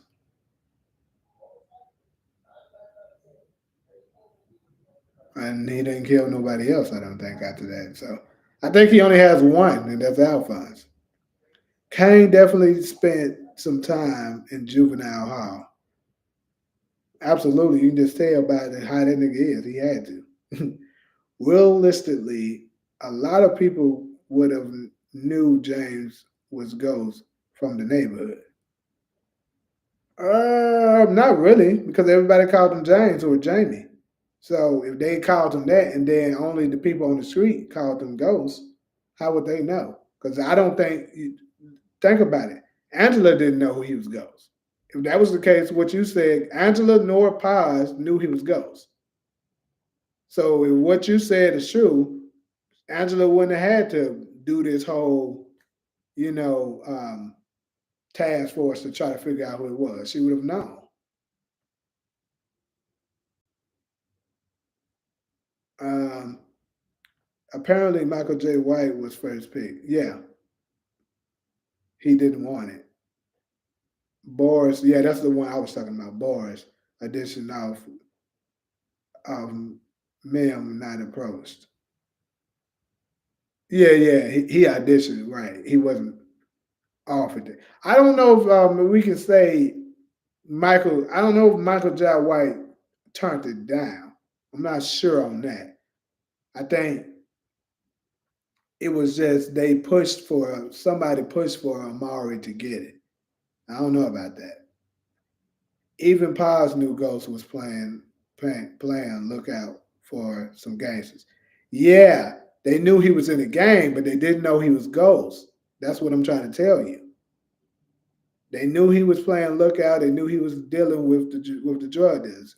He was a bad actor, as they would say for somebody who gets into trouble. But they didn't know his name was Ghost. They never knew or he was referred to as Ghost. So with that being said, in fact, he didn't but he didn't get his name until after Ghost, probably because yeah, he didn't get his name until after Angela had already left. So that kind of would make sense because if they go by the same timeline, if you can remember on episode 15 of the original Power when they was advertising raising Canaan, they had a young Angela when they was 15 years old in 1996. Um, Angela was talking about leaving for Choke then, and if you can remember, Tommy was talking to Ghost saying, Kanan is waiting for us. He said he's going to introduce us to Breeze. So that means they met Breeze in 1996.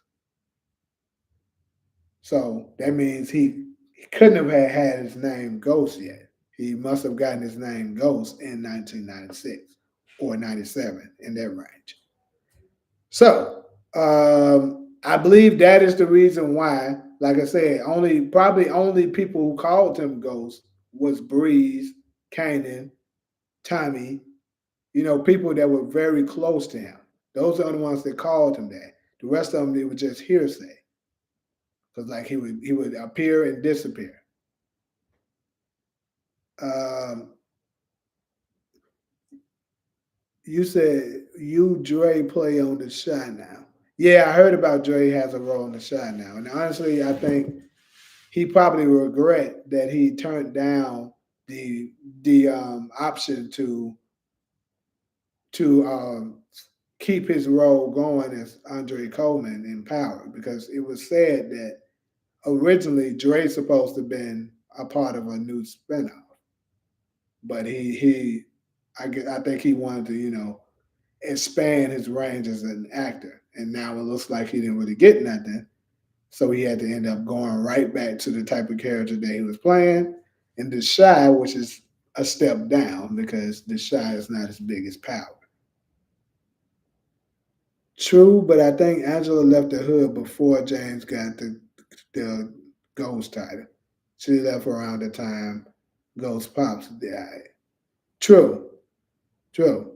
She did leave before he got the title Ghost, is what I was just saying. But still, like what I said, it still stands. I believe that um, they only his inner circle knew him as Ghost. The rest of it, like I said, just hearsay. Like for instance, if I was to start going by name, let's say I start going by shit, I can keep the same name, Ghost, and I can do this and I can do this all over Los Angeles, right? And I keep saying my name is Ghost. My name is Ghost. Eventually, folks only gonna know Ghost, Ghost, Ghost.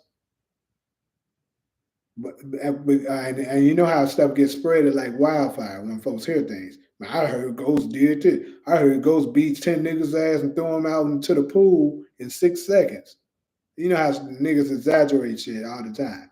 So what my point is that if they keep hearing ghosts and stuff, even the niggas who didn't actually see it, they love to make it seem like they know somebody when they actually don't, just so they can say they're a part of something. So they know of ghosts, but they never knew that my real name, which is Jamie. You feel me? Like they're gonna be like, oh. And then once they actually find out, that's a different case. But I think that's what it was with Ghost. He did a bunch of things on the street, and then folks knew him as they just heard about. Oh, Ghost did that. Ghost did this. And keep in mind, every time Ghost did something, they say they never seen him coming. Keep that in mind. So if somebody every time they committed a crime, you never seen it coming. You just heard of it, man. Yeah, man. Just Ghost. They just said Ghost did it. Then rumors get spread. Ghost did that, but they never seen Ghost. You feel me? So they kept hearing the name, but they didn't know who it was. Like it's niggas in the hood. To be honest with you, it's a lot of niggas in my hood growing up. I kept hearing about them until eventually I find out who it was. Like I'll give you one right now. A dude that was pretty popular in my neighbor, two people that was popular in my neighborhoods. They were, big time people up in there. This guy named Bama and another guy named J-Bo. I, during my younger years, never seen them. I kept hearing about them, but I never seen them until eventually I found out who it was. So what? And keep in mind, these people they're actually around in the hood. They're not hiding who they are. So if Ghost doing stuff like that and his name getting spread like that, but he's actually hiding who he is, it can very much be accomplished. I think. Okay, so he said, the next one he said he killed said the entertainer. Who killed Cedric the entertainer? Okay, if you're talking about Rashad, no, he did not. Tommy killed Cedric the entertainer. And his son got killed by his brother Kamal. So no, Rashad did not. I know they wanted Ti to be Davis. I heard about that too. Yeah, I think Method Man himself, when he was on the crew, has it said something about it. They probably knew Jamie was pushing while as he was in the streets as Crank. Hmm. Before he got the ghost name. Yeah, maybe. Rashad Tate unalived Alphonse and Carter. You can't say Carter because we don't know that.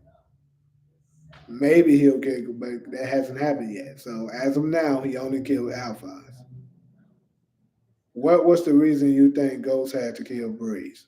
That's a good question, Brian. Boy. Um, the reason why me personally, I think the reason he had to kill Breeze is because he probably I can see it two different ways. It could be a mixture of it.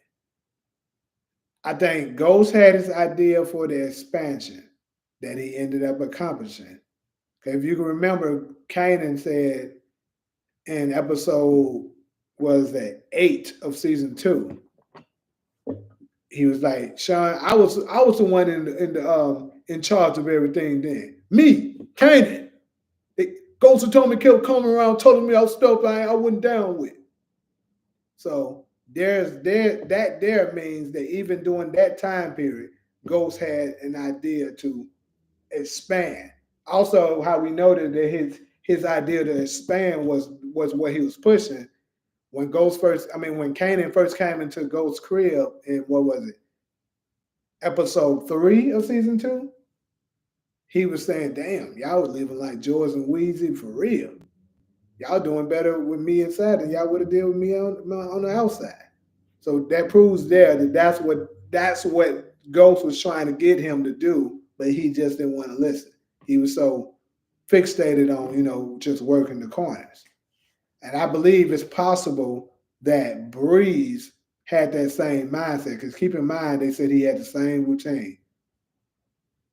So if he had the same routine all the time, that sounds like a person that's stuck in his ways that never wants to change. So he probably wanted to keep doing the same old thing that they were doing. And Ghost had, you know, he had a bigger vision of seeing them going further, and he didn't want to go with it. And I think it's also possible that maybe Baris was involved with the death of his father. So that is more motive for him to want to take him out. Because keep in mind, on episode 10 of season 6, when he was talking to Tariq, he said, um, I killed Breeze because Breeze was in the way of my future. But what Kanan didn't know, what Kanan couldn't tell you, is that I gave Breeze one more chance to change his mind, and he didn't. So he forced my hand. Actually, that was at episode 15, not 10, when he said that. But yeah, so either way, what I'm saying is, I believe that's what it is for the reason why he had to take Breeze out. Because I believe what he was trying to get him to change his mind about possibly what could have been to take out his father. That could have been it. Let's see. You think that that scene gonna come up again, 1996? I hope so, bro. I think it should be cool that they give us the introduction of how, they were supposed to first meet Breeze. I hope they do keep it. I don't see why they wouldn't though, but maybe. Keep in mind, it's different writers now. They might not keep it. Juanita said, "Do you think Ghost really has a brother?" Man, it'd be kind of crazy how they would write that in, and I'll very interested to see how they do it. But I mean, Courtney Kemp was hinting towards he has some kind of secret relative because somebody asked, "Do ghosts have a sister?" And then she replied, "Not a sister." Hint, hint, hint, hint, hint. So she was hinting that he doesn't have a sister. So a lot of people, assume that she's saying he has a brother.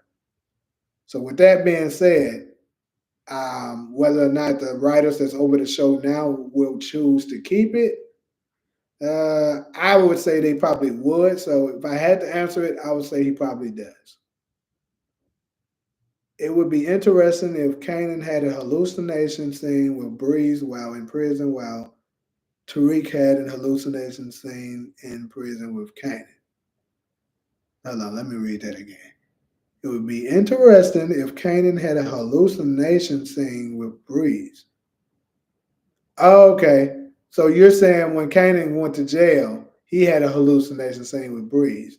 And when Tariq went there, he had one of Kanan. Okay, got you. Shoot, yeah. I mean, I don't see why not. Yeah, I could definitely see that on the table. Like when Origins come out and they show Kanan up in prison. Yeah, that'd be interesting. It's been way too long. I don't think we're get the same actors that play Young Ghost and Tommy. They probably too old now. Young Angela was a good at casting.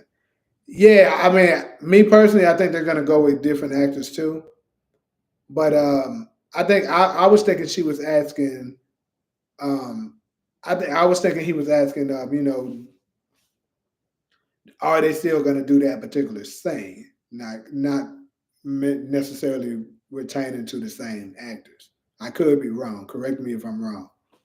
But but then again, they could still go with the same actors because actors keep themselves in good physical condition. Most of them do, and can play a young age for a pretty long time. So I mean, it's only been what 4 years. I mean, it's possible, but more than likely, I think they're gonna go with a different actors too. Only thing we know is that Ghost told Tariq Breeze got in the way of his future. He asked him to change his mind about something, and Breeze said no. Right. Ironically, Kanan had no reason hustle or be in the game. Rock always bought him nice stuff. All Kanan had to do was go to that school and become a CEO.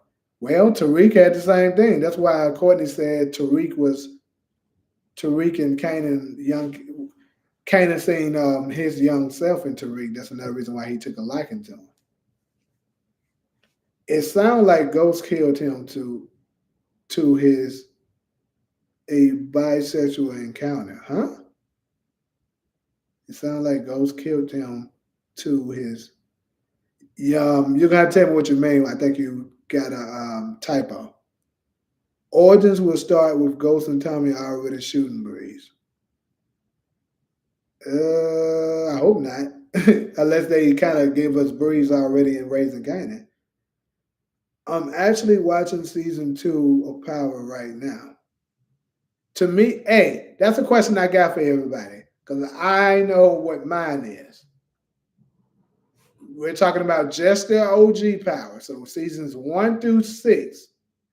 What do you think is your favorite season or the best season of the original Power? I know what my answer is. So I'll give y'all my answer after I see what everybody else is saying. Let's see. And remember, Ghost also said Breeze was reckless and he was gonna get them all killed. He did. Said that season 5. I want to say that was season 5, episode 7 when he said that. Yeah. Courtney Kemp played with the fans a lot too. When we all trying to confirm who shot Ghost, she was like it was Angela's gun.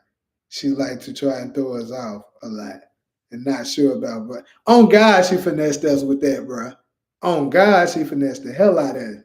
Then she gonna later on talking about I was saying that the gun that Paz had was Angela's gun. Cause that showed through me. I was like, oh, okay, if it was Angela's gun. I had so many different theories and shit during that time on who I thought it was. Favorite season of OG Power is season 3. Okay, season 3. You said season 5 to Kari. Courtney Kemp was probably lying about the ghost having a brother. She could have been. The first 3 seasons was the best. Season 2, 3, and 1. Okay. Juanita says season 2, Ghost was a beast. What's your favorite season of it? Okay, so we got 12 people in there, and how many answers I got? So far, I got one, two, three, four answers. I'm gonna get my answer out there. More people answer it. So, what is your favorite season of Power, people? What do you think was the best season? Because we got 13 people in here. So now,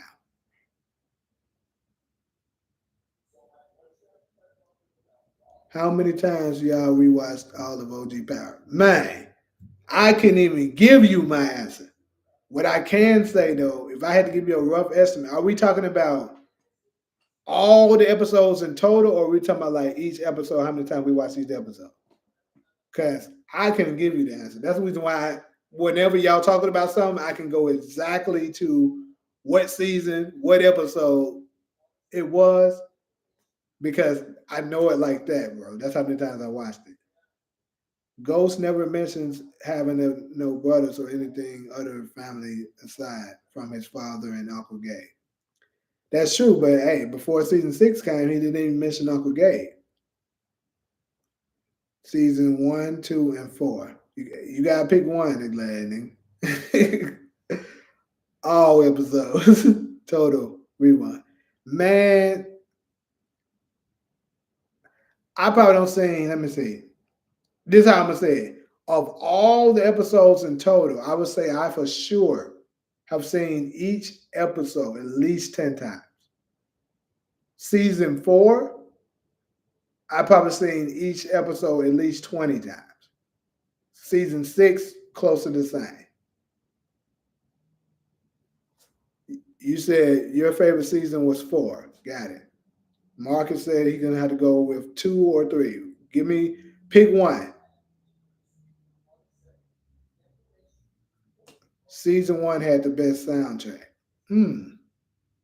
Let me see. Did season 1 have the best soundtrack? It's crazy that you bringing up soundtracks, bro, because on the Power Trivia Game Show, I'm gonna go ahead and tell y'all now. Soundtracks will be a part of it. That's a lot of y'all. Y'all ain't gonna know the answer to that shit.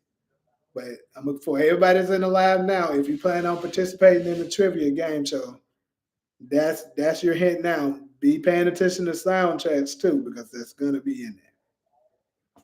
But let me see. Season 1 had the best soundtrack.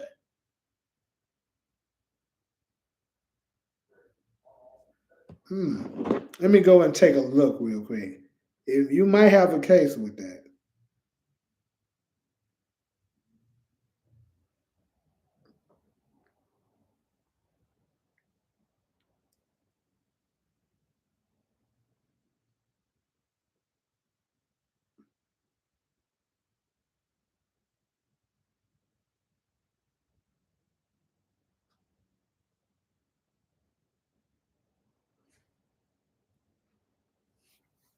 Mm,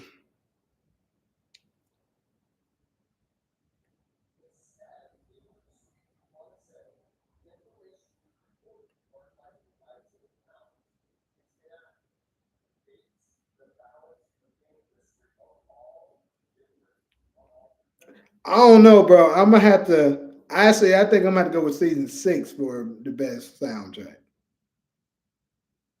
Yeah, I'm gonna have to go with season 6 on that. And then season 4 was also pretty good. So season 1 was good, but I don't know, bro. Season 6 had some good ones. I would say season 6. Well, season 5 did have some good ones as well. Um,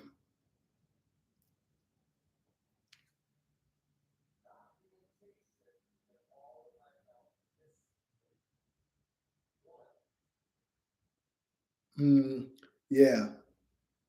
In the finale of season 1, 50 song Animal Invention played when Kanan got out of jail. Yeah.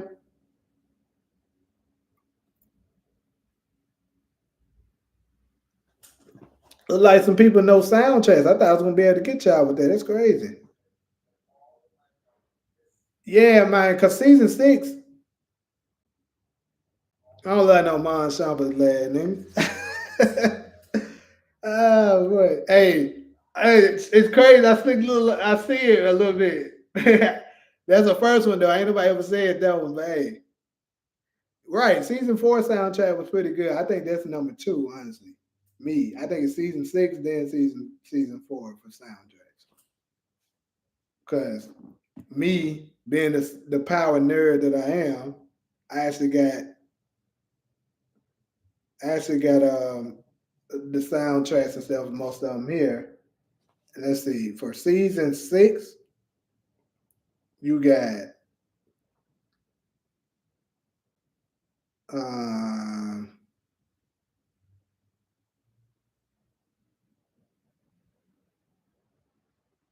you got you got real ass nigga, you got air, you got look back, all points.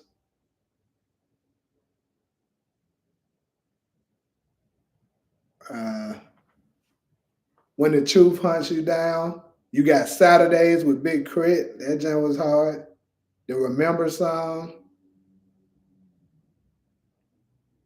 I don't know, but these could just be songs I like. I don't know, y'all may not like it, but you got no deeper we can fall.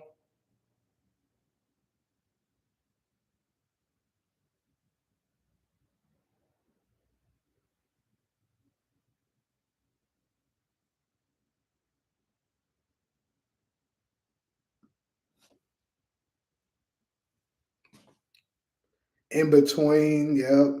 Season 6 had some bangers. But they made a monster out of me. Hey, that Jen hard.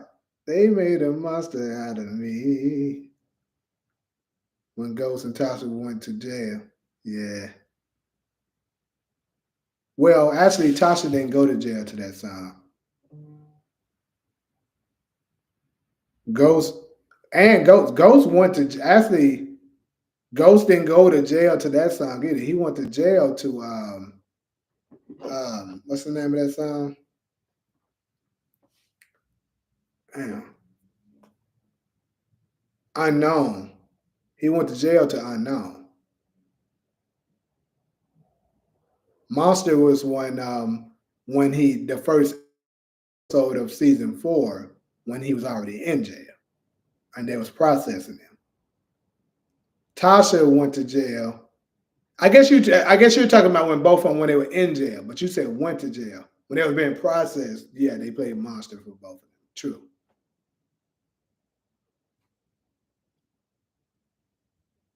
How come a hallucination with Angela Singh don't count? It's still part of it. Let's see. Episode 1, season 1, episode 5. I gotta go. Seamless track transition transition when Jamaicans come for a Reese and then to Pink's. Hey, yeah, that jump was hard. No lie. Season 6 was the best outside of that. On God, Chris, on God. That's the only thing that's a knock to season 6 soundtrack. That booty ass song remix they tried to do with Trey Songz. Hmm. Uh, Tasha removing her weave in prison was funny as fuck with the crocodile tears. All right, so I'm gonna go ahead and give y'all what I think the best season. It's crazy because it switched up for me. In the beginning, it used to be season 4 for me, but after rewatching probably like a year or two ago, like constantly watching them again, I think I came with the conclusion for me that the best season is season 2. I think the writing was great, the acting was wonderful. Maybe not the best of the soundtracks, but like the storyline was good, and it gave us some shockers. You know what I'm saying? Wasn't none of the writing predictable. Like nobody seen Sean about to die. I would like to comfortably say like everybody on there that's on here now. It's only 9 people on here now, but I don't think nobody's seen Sean's death coming. Like, correct me if I'm wrong, but I'm pretty sure everybody who first seen it didn't see his death coming.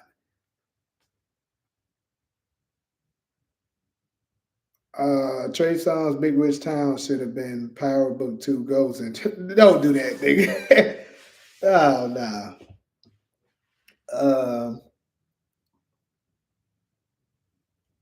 In book two, when Ghost sent the letter to Tariq in jail, I knew you end up. Man, the funniest scene of the season, bruh.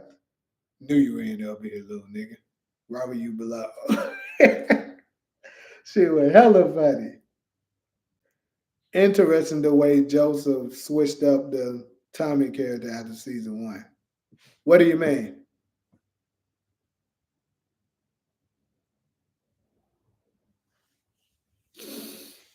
Mm.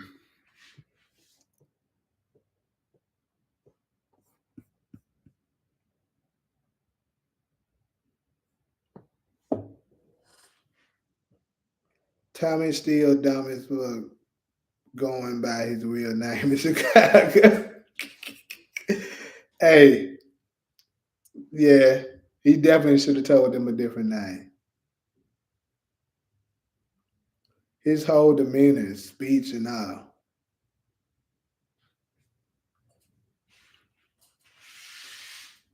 Principals, Fabulous, and Jada Kiss song was my favorite for season 4. That's actually in season 5, but yeah, I like that song too.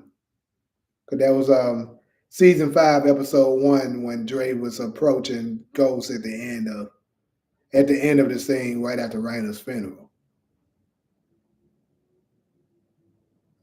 Yeah, I remember that. Doom, da, doom, doom. It's the principles of all. And then Dre thought he was tough too, boy. So listen, James, if you don't want another member of your family getting killed, then I suggest you stay in your lane and I stay in mine. That boy thought he was big bad when he had the Jimenez on his side, not knowing Ghost and them still didn't give a damn. Oh boy, changed Tommy's orange tape. I'm still curious of what y'all talking about. Y'all talking about season 1 of Force? Yeah, Dre pulled up on Ghost. That track went hard. Facts. It's funny how we call it Power Universe, but none of the modern shows crossover, and Tommy showing up in book 2 doesn't count. That is true, bro, because I definitely thought like, we would get more crossover. But I think with the new spinoffs that we're about to get, we're probably going to see more of it because I believe they're going to give us 2 prequels and probably 2 modern day time ones, sequels. That's what I believe they're going to do. So the 2, like I say, I believe the 2 sequels will more than likely be Origins, and like I told y'all, I could be wrong, but I think they're going to give us the Tejada ones. That's what I believe. Could be wrong. And they're probably going to have them crossing over. But certain characters. But then again, though, I don't know because if Ghost and Tommy and them didn't know the Tejadas like that, how could they cross over? So now maybe it'll be a different one. I don't know. But with the as far as the sequels, like I said, I believe Influence will be one of them. And then we've been hearing about the London spinoff, so maybe they're gonna do that one as well. And they're gonna be crossing over. They're probably gonna do a lot more of it this time around. The funniest kill was when Tommy shot Spanky in his eye. Let me see. All right, I can tell you, but if I tell you, I'm gonna have to kill you. California. Shot him in it. I don't know if that's the funniest one. Let me. I gotta sit here and think about what is the funniest kill.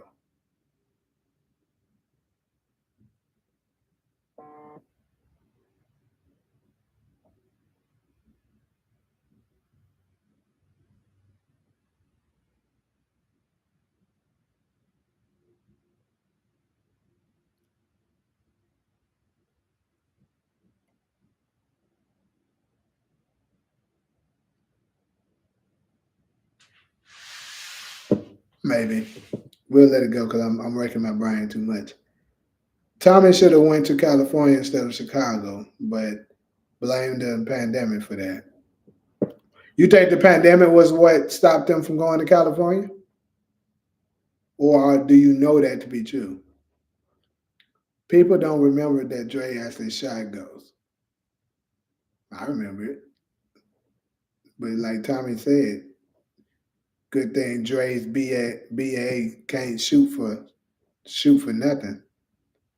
And of course, I'm blanking out the curse words. I don't want YouTube trying to interfere with me. Funny kill was when Tommy and Kanan took out Q Dubs and Tommy murked the dude on the toilet. Sorry, witnesses are. He went on the toilet though, was he? Or am I tripping? I don't remember that. Maybe. Um, every time I watch that scene with Tommy killing Spank, I just gotta assume at that point that Tommy lied about going to California, knowing he had force now.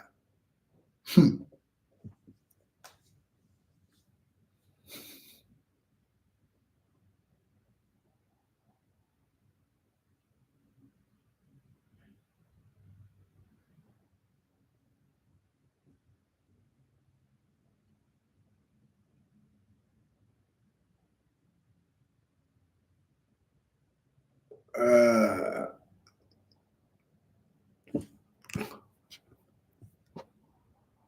all right, well, we're getting close to that time. Any more questions before I get ready to log out? That nigga say I look like a monster. It's crazy because now I can't not see it, bro. It's crazy. I gotta change my hair up again. Uh, they killed off Walter Flynn too early. I'm guessing you saying was trying to say too early. Mm. You know what? It's crazy. I left out from Force. That's the last episode. I think I'm left out right before they kill him when I'm rewatching it. Ooh, excuse me. When I'm rewatching it.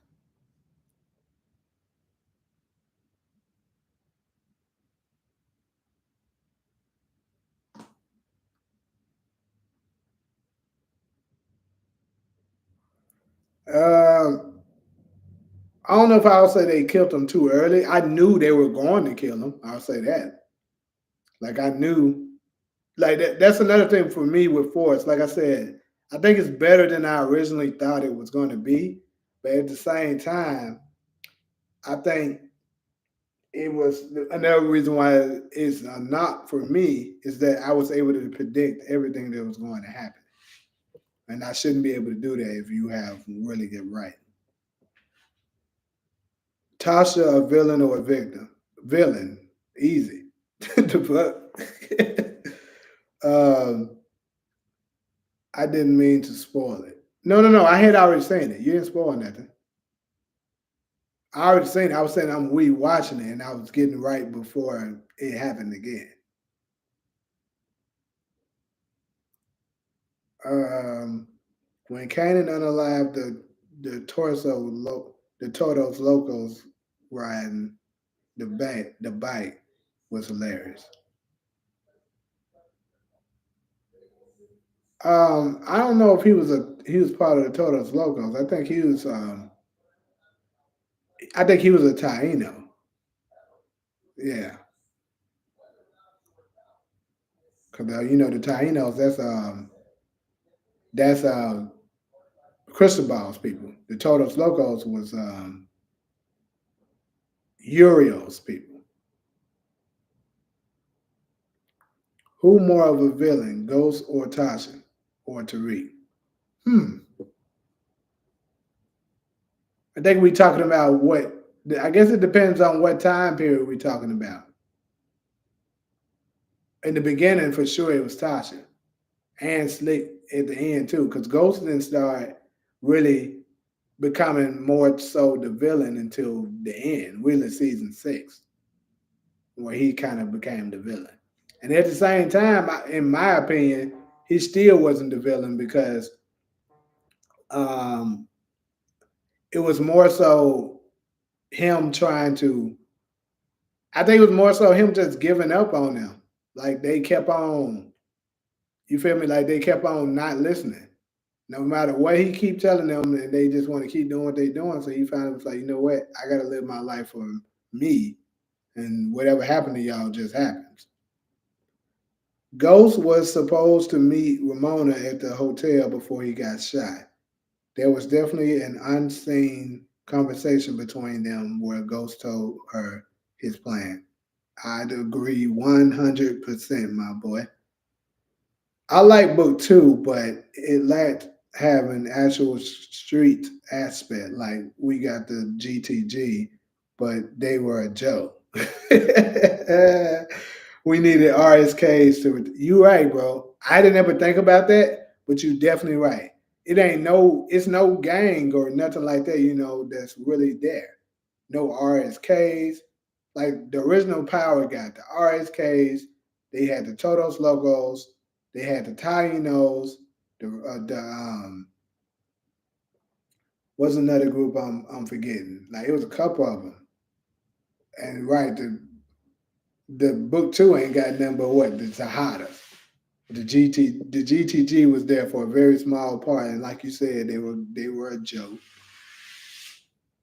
Then oh yeah, you got the Ruiz crew. What was his crew name again?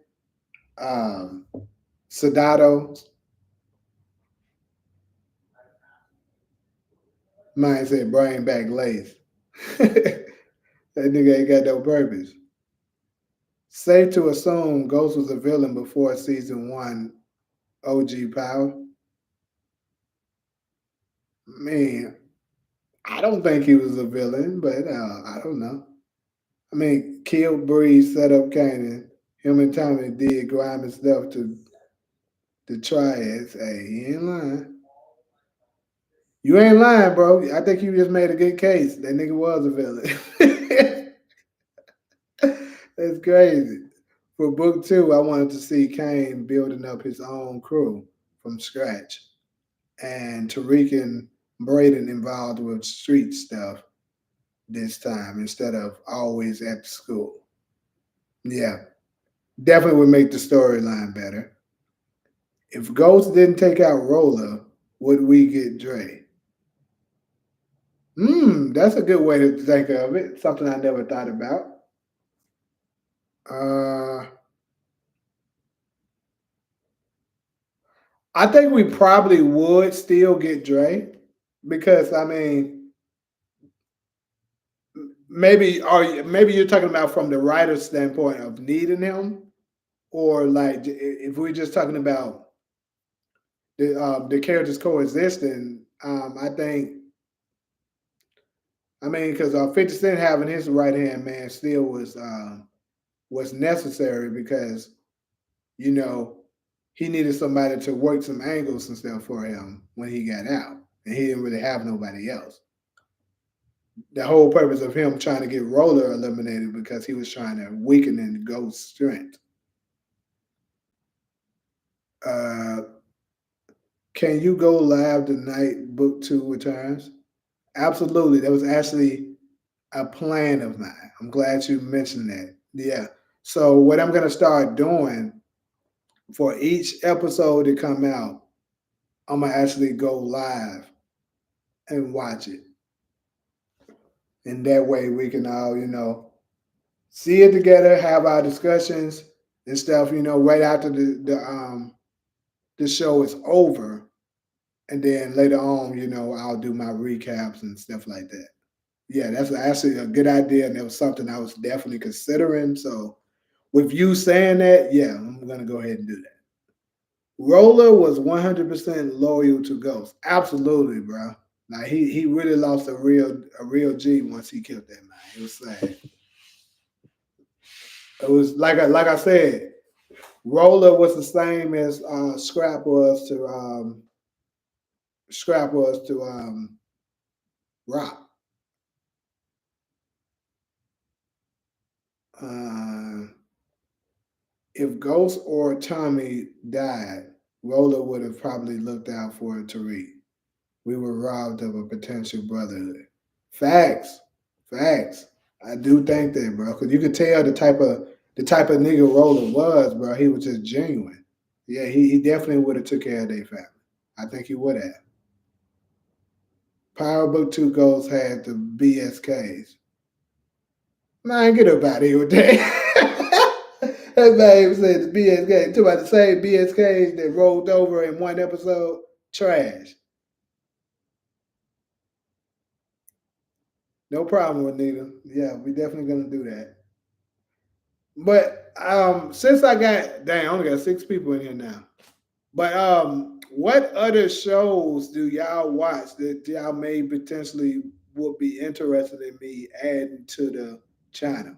'Cause like I said, I'm adding Bel Air. I don't know if anybody in here actually watches Bel Air, but for me, I kind of wanted to, with the shows that me personally, I'm not saying I don't watch white shows because I do, but I'm more into more of a black cinema thing. So, I kind of be doing more so black shows. But Bel Air is kind of reminds me of All American, which is also another one of my favorite shows. Like, Power has a lot of, let's be real, negativity in it. Because, with the killing, the sex, the drugs, drama, all that. But of course, that's still my favorite.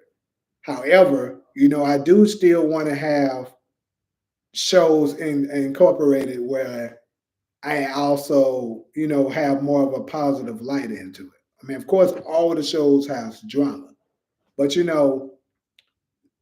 Bel Air and All American, they kind of have like a positive impact towards how they deal with their drama instead of like on Power. Okay, I'm about to kill this nigga or set this nigga up.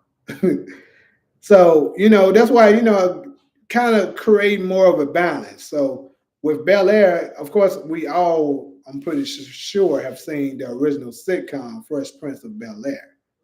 But I think it was a good idea to turn that one into a drama, which to me it turned out pretty good. You kind of getting the same storyline, but from a hood perspective, and it's kind of cool. Let's see. Power Book Two Ghosts had Jamaicans Avenue Boys. Who the hell are you talking about? Whoever you talking about right now, so trash that I can't even remember who you talking about. Drew was low key like a big bro to Tariq. If Dre survived season six and Tariq worked for him, would he had would he would he be able to keep Tariq under his control, or would history repeat itself in like the same like breeze? Hmm. You know what? I think Dre would have actually been able to keep Tariq under his control, and I'm gonna tell you why. From what I've seen, and all the stuff that we've seen on book 2, Tariq haven't really shown disloyalty. Like pretty much everybody that was loyal to him, Tariq was loyal to them. So like I can't think of at the top of my head right now thinking, and I'm almost certain I'm correct. He hasn't just betrayed anyone for no particular reason just because he wants to come up. He hasn't done that. So I think if Dre would have just kept it 100 with him, like the whole time, not lied to him, taught him the game, put him in a position where he could win, I don't think he would have betrayed them. So yeah, that's my answer. I wonder if Ghost's father alcoholism got so bad that it forced Ghost to turn to the streets. I think that I told y'all already that I've been hinting towards that Lulu is Ghost's dad, and I think he was already drinking before he met Ghost. I think Ghost is a son that he didn't know about, and he ended up finding out about him, and he tried to straighten up his life for his son, but he still was a drunk. Could be wrong, but hey, Juanita, you said the Shy. I thought about the Shy, but the Shy is too far in. Like they're too many seasons in. They're like on their seventh season, right? And I haven't seen one single episode of it, so it would take too long for me to watch all the episodes and familiarize myself with it in order to do content for the Shy. And I think this is the final season of the Shy, so it kind of wouldn't be no reason to. Also, in my opinion, in order for me to efficiently do good content on the show, I think you need to watch each episode at least 2 times, at least two. So, with me not seeing any of the Shy and then them having 7 seasons, there's just no way I can double back on that. The Wire and Snowfall, they're both over, so I kind of don't want to do content on a show that's over. But if I would have started my channel in time, absolutely, I would have loved to do it for Snowfall. Like Snowfall, I love Snowfall about as much as I love Power. That's how much love and respect I had for Snowfall. Okay, so Rasul, you said you watched Bel Air. Cool. I will be doing for sure. I'll be releasing a quick thoughts on episode 1 and a recap. I plan on putting that out today. As soon as I hop off this live, I'll probably start working on it. Um, and then, of course, episodes 2 and 3, I'll also come out with those. Try to have that out by tomorrow at the latest. Anyone notice some weird S Lou said to Marvin and Raising Canaan season 3 at the new? Bro, CJ, you my boy. Seriously, because I promise you, I should think that same thing, bro. At the bar, implying he might have a kid, might have a. We have to recheck that. You right, bro. You talking about episode what episode was this? I want to say this was 7. This is either episode. No. What episode was this? Because I know exactly the scene you're talking about. You're talking about when Lulu was walking up and they did that handshake, and he had just Marvin just got to talking to what's the white lady name? I don't know her name, but you know who I'm talking about. The owner of the club at the time, and he was talking about Juke, and she was I know exactly what you're talking about. And he kind of said he was talking to him saying that I don't I ain't got no. He said something about I ain't want to tell you about raising your kids. 'Cause he was saying he ain't got none. I think they particularly had him saying that because in season 4 he's gonna get a kid, and it's gonna be a kid that he didn't know about. I'm telling y'all, and it's gonna be Ghost. Y'all can keep not believing me, but I'm telling you, that's what's gonna be. Now I know a lot of people saying that means Ghost and Kanan are cousins. Hey, like I keep telling y'all, Sasha Penn is not following the exact same story that Courtney Kemp left us from the original Power. So they might just walk right it in that they're cousins. You just never know. Um, Demarcus, you said Bel Air. You just said Bel Air. Are you saying that you watch it or what is it? Tariq betrayed Kanan though. Tariq betrayed Kanan because he was forced to. So it's not something that he just came up with on his own. Not because he just wanted to get ahead. He only did betray Kanan because it was either picking his mom or Kanan, and we know who he's gonna pick over between those two. So I'm not gonna say that he was just disloyal the reason why he did that. It was just a very harsh and tough decision that he had to make. Okay, so Tulsa King season 2 returns September 15th. I never seen Tulsa King, but tell me a little bit about what is that about and what network does it play on? He said Dre would have sneaked Tariq like would have snaked Tariq like Effie. Now that is very much possible because Dre is a snake. He may have done that, but Tariq is not a snake. True, but remember Tariq was disloyal to Tommy, stole from Tommy and set Tommy up to get taken out by. You know what? Y'all starting to make a case, man. I might be wrong on this. Hey, because he definitely snaked Tommy. Now I get the reason why he stole the drugs. He stole the drugs because he was in some deep stuff. But he kind of didn't have a real good reason to send the Italians out for Tommy. So yeah, that's a little reasonable doubt. My ex girlfriend used to watch that, and it got a last Michael Ealy up in it. So I watched some of that, and it was good from what I saw, but I can't say I watched it a whole lot. But do you think Reasonable Doubt would be a good show to do content on? Empire of Ocean Part on MGM. I know Ronnie is a yeah. Great. What's his real name? Gramson or whatever. So yeah, I know he plays in that. Not sure what that is about, but I do watch Godfather of Harlem. That's also on MGM. When it comes back, I probably do content for that. Yeah, man, you know it, bro. That's what I'm talking about. It's yeah, you talking about the same between Lulu and Marvin. Yeah, bro, I'm telling y'all, season 4, I can almost be willing to say I'm willing to bet y'all. Lulu Ghost gonna pop up season 4, and y'all gonna see Lulu got a child. Watch. First 2.5 seasons of the show was decent. Last 4 have been trash. Really, I can't say because I never seen it, so I don't know. Yeah, bro, people slept on it. Was proper low key still. Yeah. I think me and you probably the only ones that caught that.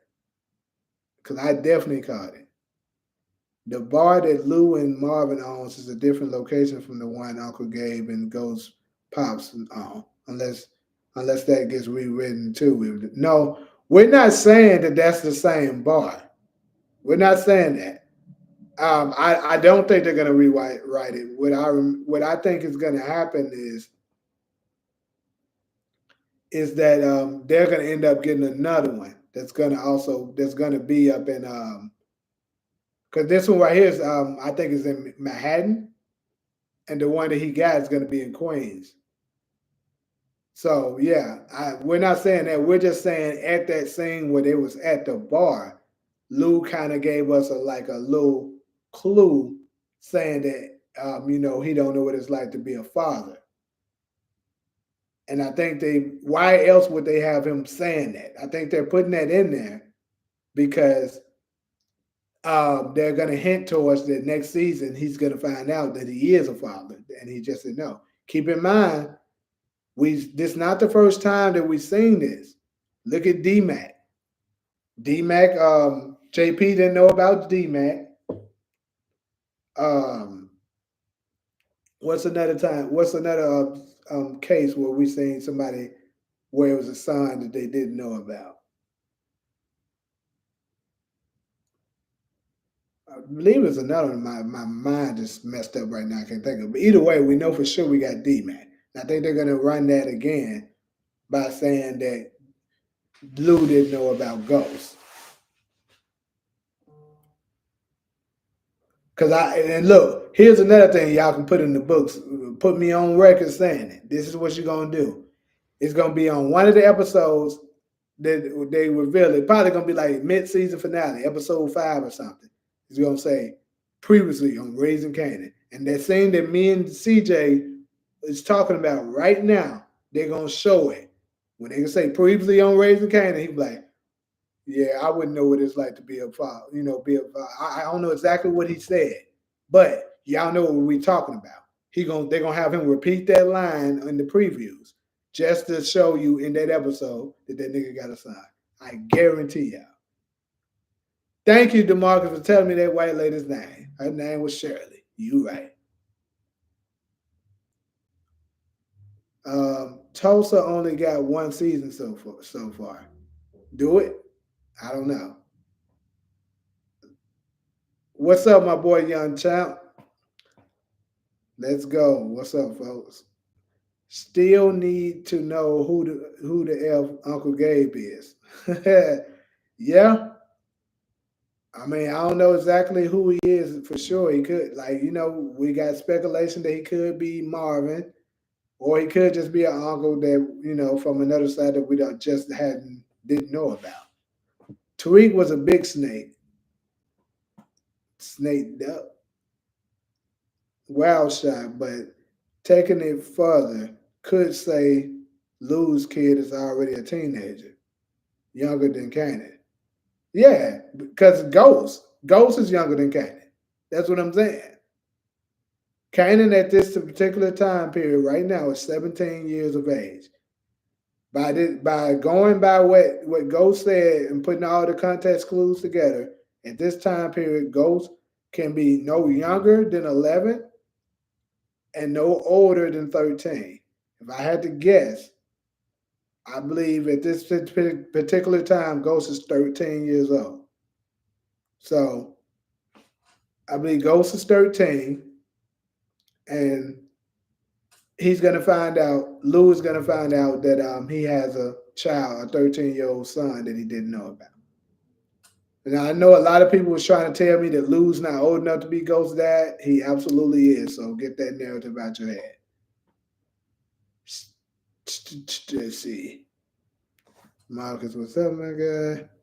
It's implied that Tommy and Angela knew of Ghost's father. Tommy said in season 2 his father was a drunk and had no mama. Yeah, I know. Is that a reason why you're saying that? Keep in mind, Lou is a drunk.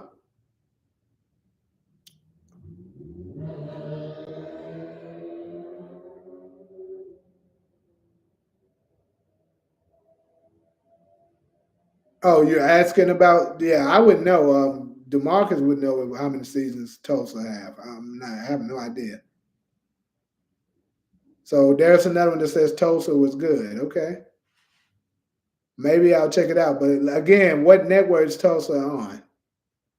Demarcus, did you see Average Joe? I don't know what that is. Isn't Lou supposed to be 28 years old? He the youngest of Rockin'. Yeah, he's around 28. Exactly. He's around 28, 29. At the oldest, he'll be 30. Rock is 34. Marvin is around 35, 36 ish. So keep in mind, if Ghost is 13, that means Lou is more than old enough to be his father. You can have a child at 16 years old. Rock had Cannon at 16.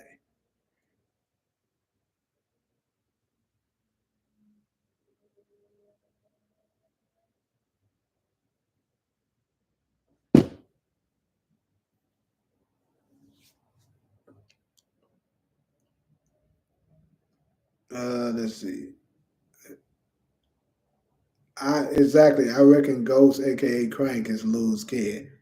I think so too. I believe so too. Because the reason why they just had him show up a little bit, give a few lines, and that's it. And I was wearing camouflage jacket. which means like a ghost. Tulsa King is like Force with Sylvester Stallone. Okay, that's interesting. But what network? Y'all got to check out Average Joe. That joint was surprisingly good. Okay. I hope we get to find out who Ghost's mom is. Remember, she left when he was young, right? Young Champ, course, people sleep on that show because it's on BET Plus. True, because BET Plus shows be ass. If Lou is Ghost's father, then he changed his name to Curtis. Not necessarily. Keep in mind that goes back to what I've been telling people. Sasha Penn isn't going with the same storyline that Courtney Kemp has. Courtney Kemp said his name was Ghost. I mean, it was Curtis, but it was never said on the original Power. Also, a lot of things that it was even said on the original Power hasn't came out to be the same on Raising Kanan. So his name might be Lou on here instead of Curtis. I just watched today; it was official. Okay. Plus, notice how the excluding Tommy, these characters hallucinate in Power Universe. Exactly. I said that too. I put that in the video. Lou, Ghost, and Tariq. And to be honest, Tommy didn't really hallucinate either. Like, oh, yes, he did. Yes, he did. Holly came back. But they started with Tommy on Power, on Force. But before that, the only characters that did it was Lou, Ghost, and Tariq. Sounds like to me like a passing down from grandfather, father, and son. Then they so happen to like all the same things. Like look, everything Ghost is, that's who Lou is. Like look how Lou. That's another thing that people probably didn't pay attention to. Look at how Lou dressed, and then pay attention to how Ghost dressed. They dressed alike too. Both of them alcoholics. Both of them love Latina women. Both of them Both of them got anger issues where they rage out on you out of nowhere. Both of them incredibly smart. I'm telling you. Then they was both smooth. Like they just smooth how they did things. I feel if the writers are gonna go with Lou being Ghost and Pops, they could have hinted at at it way earlier, so no one knew Lou had another child. Hmm. Paramount for Tulsa. Okay.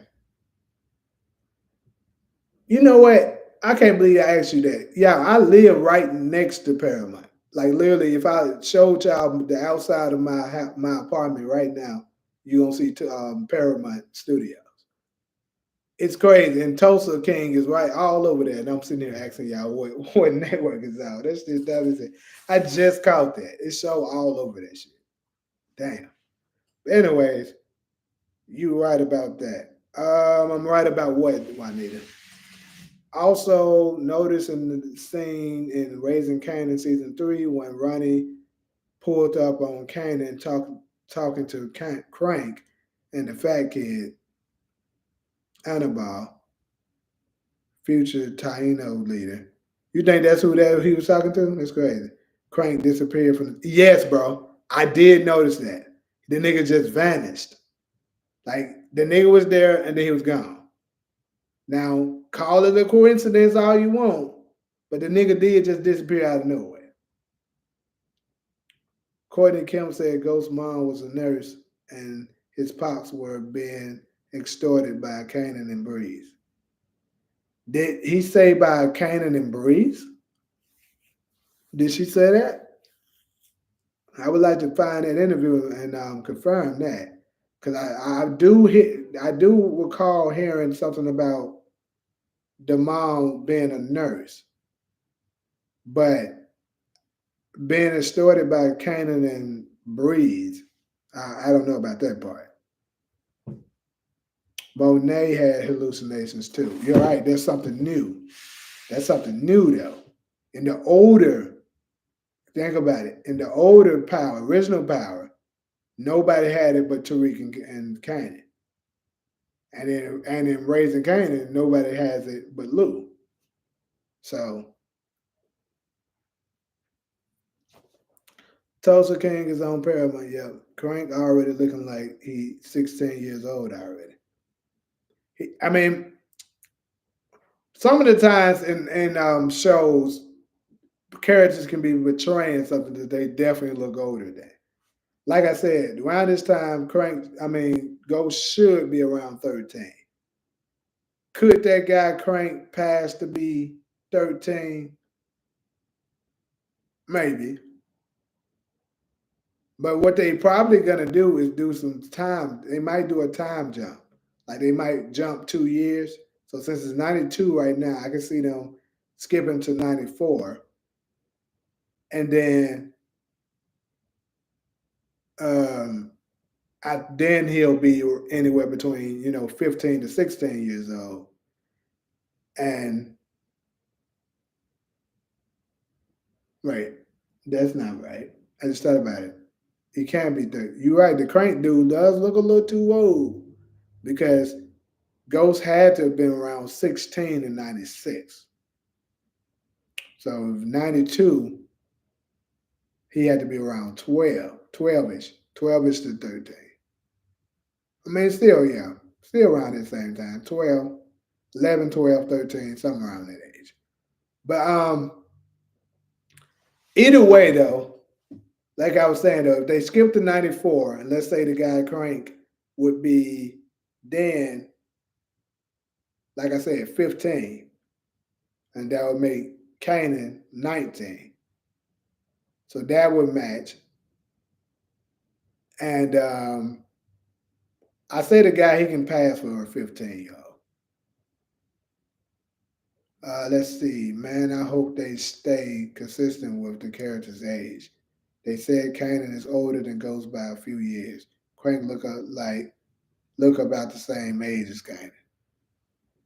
Yeah, I'm with you on Crank's age not looking like he's that much younger. So I definitely got you with that. Um,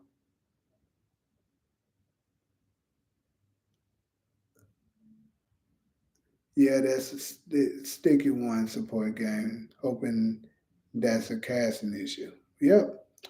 About they changing up things and raising Cain. Oh yeah, true. Gotcha. James being related to Lou would explain why he couldn't bring himself to kill Kanan.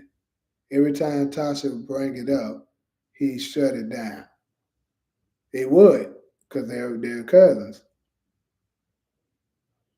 Um, you think Lou is Ghost's father? How I compare Effie and Angela?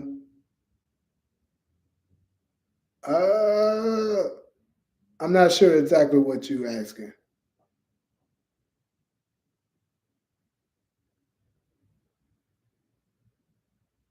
How I compare. Mm. Yeah, not exactly sure what you're trying to ask here. Um, Clarify a little bit, if you will.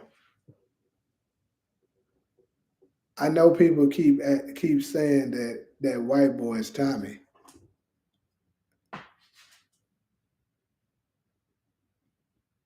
Yeah, a couple folks saying that. To counter that age issue, think about how they cast they cast Sean and Tasha in OG Power. Sean was supposed to be 10 years younger than Tasha, but in OG Power, Tasha was 30 when she messed with Sean. I mean, technically she was because Sean was 20. Sean in the first season of Power, Sean was 20, and Tasha was 30. So they were 10 years apart.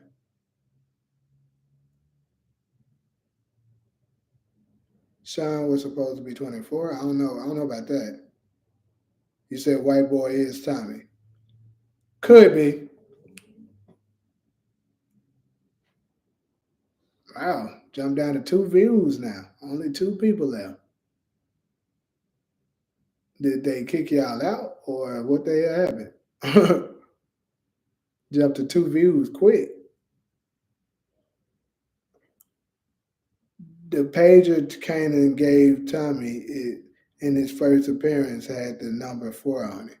Recall the number that is on Tony's arm tag. It is 4, true. I gave this theory away a while back. Sean was supposed to be in college and he driving ghosts around everywhere. Wait, I say he graduated from college. It didn't say he's in college. Tommy's tag on his arm is number 4. Yeah, it is. Right, that's what I said. Jumped down to 2 views out of nowhere. I was like, damn, what the fuck happened? Niggas just left.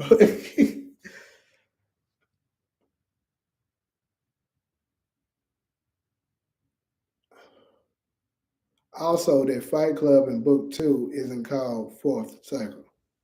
What is Tommy and Ghost? I'm guessing you meant what if Tommy and Ghost ran in that Fight Club? Hmm.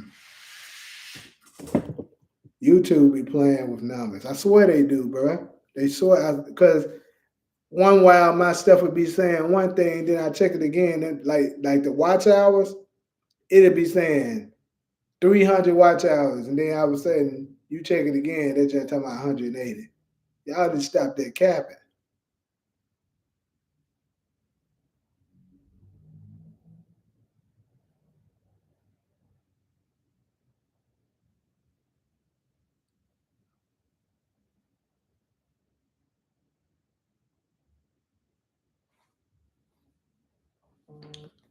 It might be an issue with YouTube. You know, on God, them folks as hell, bro. So it's crazy. Look at all these folks. Is Juanita still up in here? But most of the time when she leaves, she tell me she leaving. So it's crazy. Like they just, I now jump back up to 7. Get y'all. See, you know what I'm saying? There wasn't no 2 people, bro. Before they stop that capping. And Champ still up in here. Come on, but it was 2 people. Therefore, man, YouTube, stop playing with me, bro. Stop playing with me, YouTube. I so like, damn, 2 people. What the fuck going on?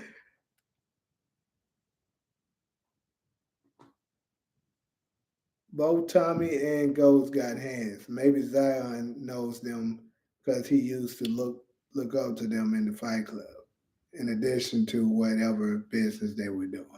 And then Tommy gets the 4 attack later on. That could very much be true.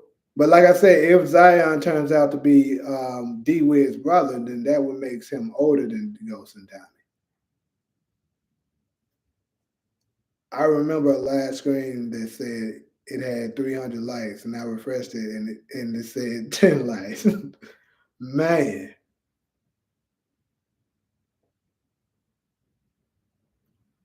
YouTube ugly as hell with them measures. Oh God, bro, I don't know what they be doing. Cause I promise you, they be playing with my numbers all the time. Sometimes I be thinking they be having an agenda, or because. But I did notice that I've been checking like the numbers, not no stalking stuff, but like other YouTubers that I know do TV show content, especially particularly Power. And I go and check things because I noticed that my you know views and stuff been like incredibly low as of late. But I just kind of figured that's probably because um, it's probably because Power is an errand right now, so people just not as engaging. Only the consistent and loyal crew are still be doing it all the time, like you people that be coming into the lives. But yeah, I noticed it. But I looked at it; they numbers don't be as high now either. So I think it's just people not watching as much because Power is an errand, which is gonna suck. Which is why I have to bring more shows to the channel because after book 2 Ghost is gone, we're gonna have to go 4 months before Power come back. Both Tommy and Ghost got a. Where did I already? Sorry. Let's see. But you know the lawyer Tamika last name is. Yeah, I saw that, and I was like, it's possible that they could have it that he got some kind of relations towards her, but it's also possible that they all related. Like maybe Tamika, her family was in that life, but she chose to, go a different route. Could be. Yeah, now it says 8, now it says 9. We need a power video game based on Def Jam. Fight. It'll be funny. I have my nigga Ronnie working y'all niggas with his Honey Nut Cheerios.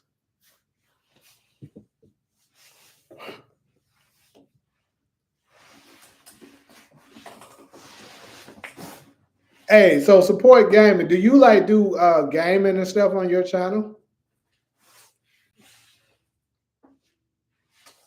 He said he would pick OG Cannon. Yeah, I have my nigga Ronnie, but I got to. Or Drake's Drake's snatch guy. All nigga gotta do if you pick Drake is pick Cannon. You gonna get scared and lose. Since Davis is from Queens, maybe he also saw Ghost and Tommy around the way. You know,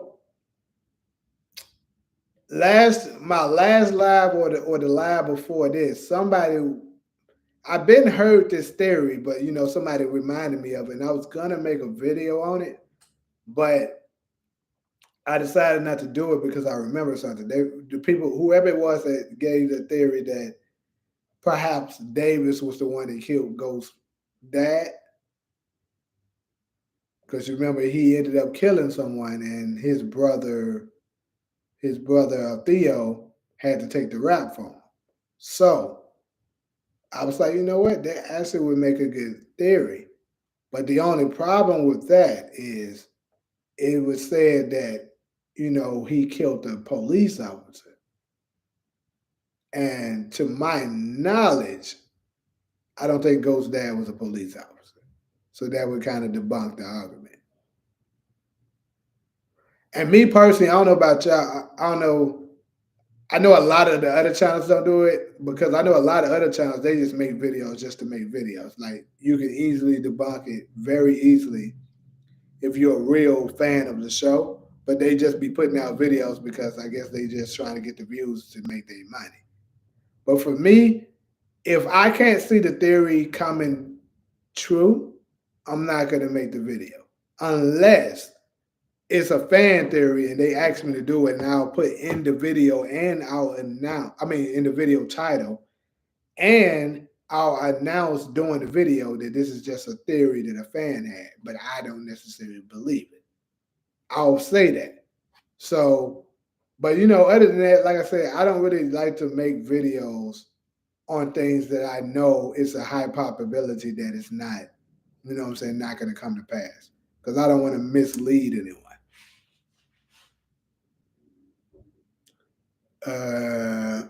He said, Joy a survivor. He lasted way longer than playing. He definitely did. Marvin as a Def Jam would be funny as hell, bro. Ghostfather was a snitch. He was talking to the police. Right. But they said that the person that Davis took out was a police officer. So that means he couldn't have taken out Ghost's dad. So that's what stopped me from making that. For making that theory. I be seeing a lot of YouTubers making theory videos that are suggested by fans and don't even credit them. You right. I know a couple of people that steal theories, and they'll steal it from other channels. Like I know for sure a couple of channels have stole mine because I know I'm the only one came out with that, and then they'll come out with it, baby, hours, like a day later, after, and then say that it was a fan theory of theirs or they thought of it, knowing they lying. Me personally, if I get a theory and a fan gave it to me, I'm gonna give that fan a shout out and say this is his theory, and then I'll just go ahead and give the storyline of how I would see it coming to pass. But I'll definitely give that fan their credit. Or if I get the idea from a different channel, like y'all seen, if you've been following me for a while, I always give that particular creator their props. I'd be like one of them that I shout out kind of frequently is Getting How I Live. Me and him don't know each other. He may not even know my channel exists. I'm not exactly sure. But I watch his channel and sometimes he gives me good ideas. And when I do, before people get in there, oh, you stole that from Getting How I Live. No. I tell you at the beginning of the video, I got this theory from Getting It How I Live. But I won't copy what he said. I'll say he inspired this video because I just like giving props what props is due. Let's see. Wonder what happened to Cristobal after the arrest. Shoot, your guess is as good as mine, my boy. They should bring him back. Yeah, that's the worst when they don't give credit to other channels or fans who share the theory with them. Yeah, so they be want to just act like they the ones came out with it. But it's okay to give folks props. But like this YouTube space is so big, bro. Like it's enough room for all of us to eat, bro. Like it literally is. YouTube has a huge platform. Exactly, they do be stealing other people's theories. Yeah, absolutely. And then it's one particular. It's crazy. It's one particular channel that I know, and I ain't gonna say his name because I ain't gonna blast him. I said his name before. I'm not gonna blast him today. But the biggest thing that kind of made me disappointed in him was he particularly was talking about his channel how folks be stealing theories, and he was like, "I don't mind you if you see my theory and you want to use it, but just give me some credit on the video saying that you got it from me. That's all I require." Just for him to go and steal theories, I see him steal theories from me and other people, another channel that I know of, and don't say nothing. I'm like, bro, you got to practice what you preach, nigga. If you gonna tell folks to give you your credit, you need to do the same. Yeah, and then act like I told y'all the whole time I was right. Exactly. Be like, yeah, see, I told y'all. That glad nigga, that was your theory, bro. I said, I don't know with that. Those other trying to steal from me. Dang. Then give no credit to the fans that hooked him to up. Yeah, because they won't. What it is, bro, they want to be able to say they did it, and then when other people are new, they'll be like, "Oh, this might be coming out. He be getting all of them right. Let me go subscribe to his channel." You feel me? And in actuality, they over there stealing. Cristobal got out of jail and went to the show. Right, he got out of jail, went to Tyler Perry, and became the highest. He said, "I think we talking about the same way." I bet you won't say who you talking about. If you look at Juanita knew exactly who he was talking about. How did she know exactly who he was talking? Well, who I was talking about? I don't know if that's who CJ talking about, but that's exactly who I was talking about.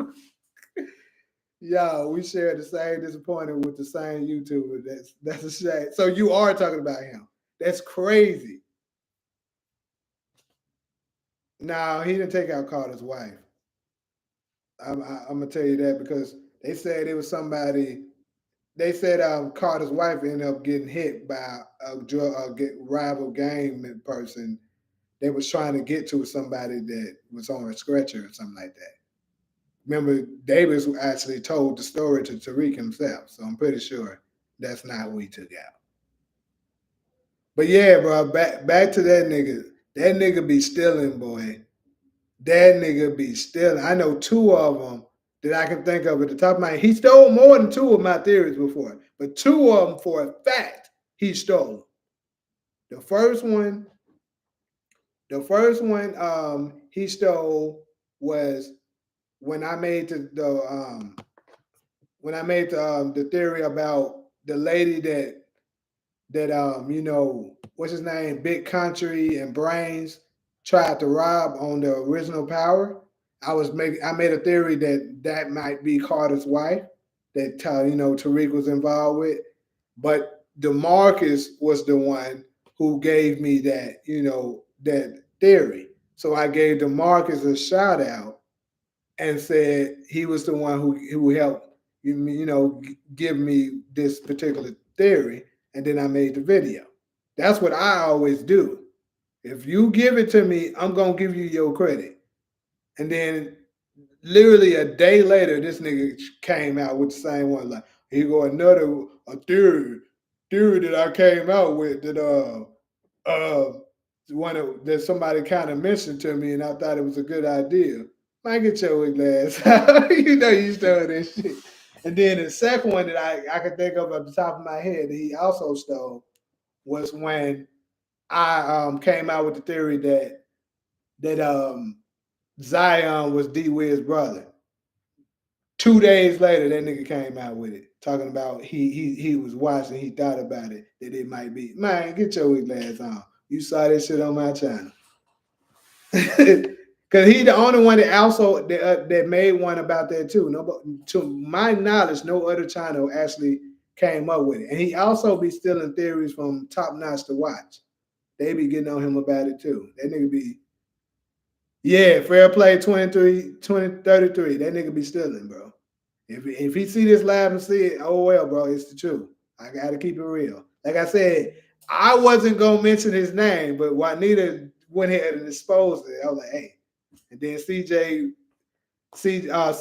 you also, you know, confirmed it. So hey, it's not like we lying. You got multiple people on here saying the same thing. So it is what it is. You said I share quite a lot. Lost count now. But anyway, yeah.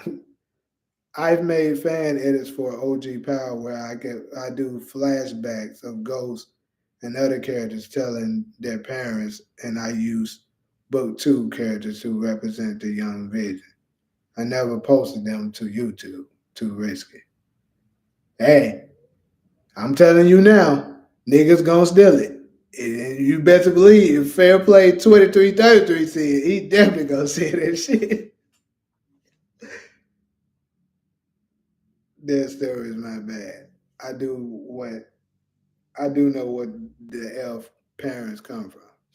But yeah, and like I said, the biggest part was that he was, because when I first started watching his channel, he was talking about, because I thought he was a cool dude, and I still do. I'm not saying nothing against his character, but it's just like, bro, you do be stealing.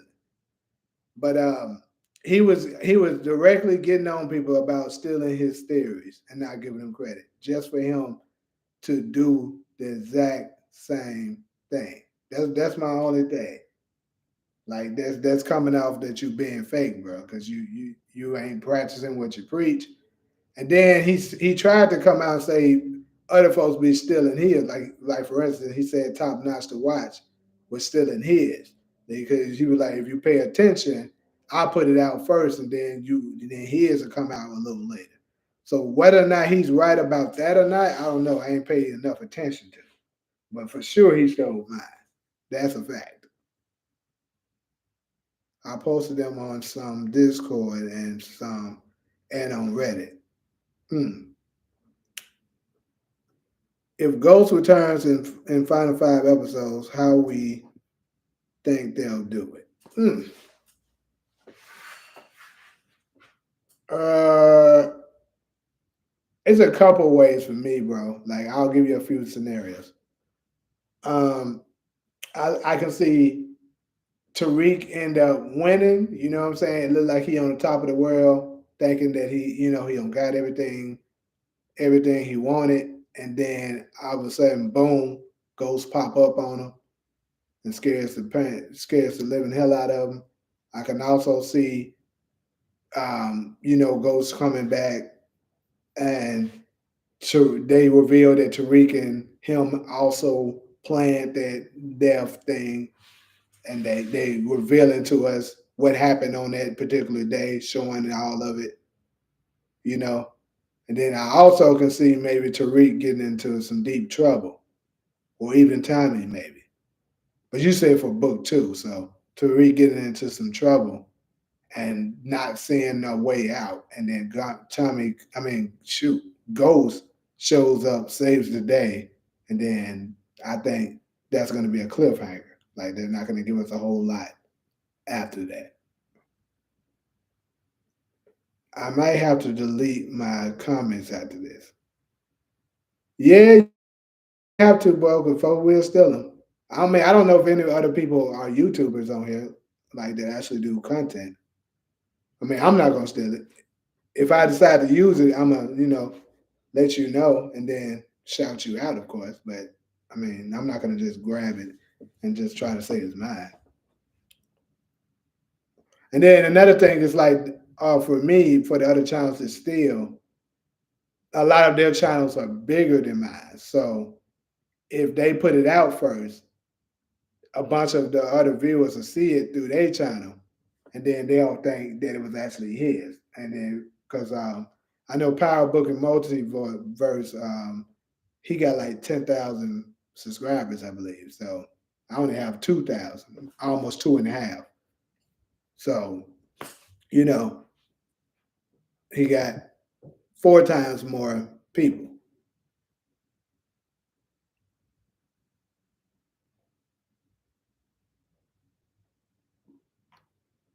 Well, damn, it's been 3.5 hours. I wouldn't even plan on this one being that long.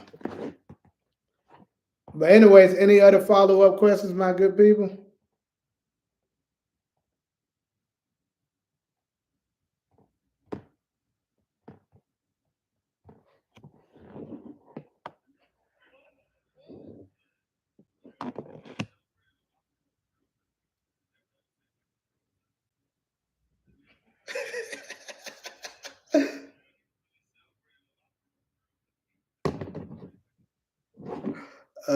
Let's see. What do you what you think of MovieBot? Okay, MovieBot is really his is pretty good. If y'all really want to know what I think about the other power content creators, I'll go down the line. So for me, history, um, my first person that I was glued to, I actually shared this story before. I'll say it again.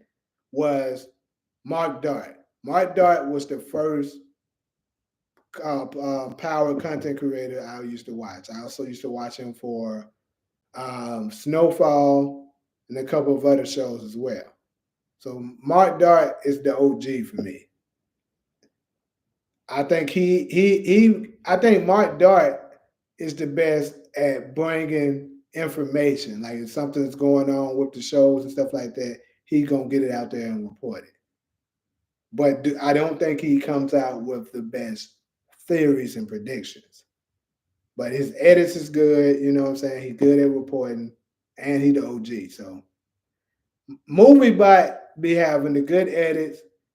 I think he has cool predictions, but I don't think his predictions and stuff. And me, I'm actually being very humble when I say this. As far as predictions, I think, and this is just of the people that I pay attention to. I think I'm pretty good at predictions. I also think Universal Power is pretty good as well. He just don't put out as many videos. Um, let me see. But movie by China's, you see he has a huge following, so obviously a lot of people love his channel, and I'm a fan of it too. I actually do watch it, but as of late, and this is just for me, as of late, his channel it's been cool, like not great, but he does have a great channel. For me, to be honest, the only one that I can say I consistently watch, because to me, his channel for the most part be just entertaining, and that's getting how I live. Um, Lamont Tyson, I don't watch his channel as much, but he also has a good channel as well. I love how he does it, how he brings on people and do collaborations, which is something that I'm also very interested in doing. But I don't nobody really be too interested. It seems like, but he said, yeah, Mark. Like I just answered Mark Dart. You said I just found you 3 months ago.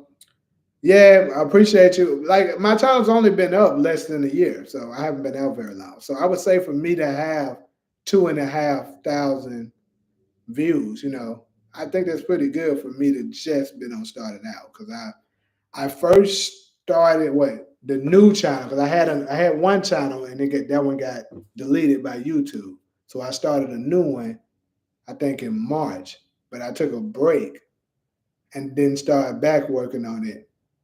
No, actually, I think I started the new channel in February, and then I took a break and then started back working on it consistently until like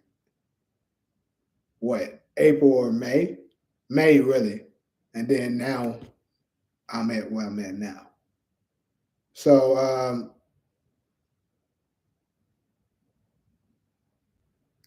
uh, Rasul, when you say mine too, then I seen movie bot. What are you? You talking about? You're saying Mark Dow was the first one you started watching? I'm guessing. Salute to my brother Trilogy Taylor. Welcome, my boy. Um, or my girl. I'm not exactly sure. Heard of Jay Moore reviews? Yes, I have. Yeah, he actually, you know what? He was one of the ones that I seen a long time. I don't watch his channel no more, but like years ago, yeah, I used to watch him. He actually pretty funny with his as well. He made a lot of power reviews in the past. He also played Rogers. Oh, okay. So he actually got a role in Force. Yeah, I remember. I definitely remember him. But who is Rogers in Force? I don't know who that is. I would have to go back and check that. Is that movie by real voice? Seriously doubt it. I think he used an AI. The reason why his channel is called Movie, but Rudy P does some good power analyst takes. I seen his I've seen his channel before, but I don't pay attention to it, so I can't really speak on him. What's next for Two Bits, bro? I'm curious of that myself because it seems like to me they fumbling too big, bro. Like they'll bring the man back, and then he'll be there for one episode, maybe two, and then go a whole season without showing the nigga again. So I don't know. It's some crazy works when it comes to Two Bit.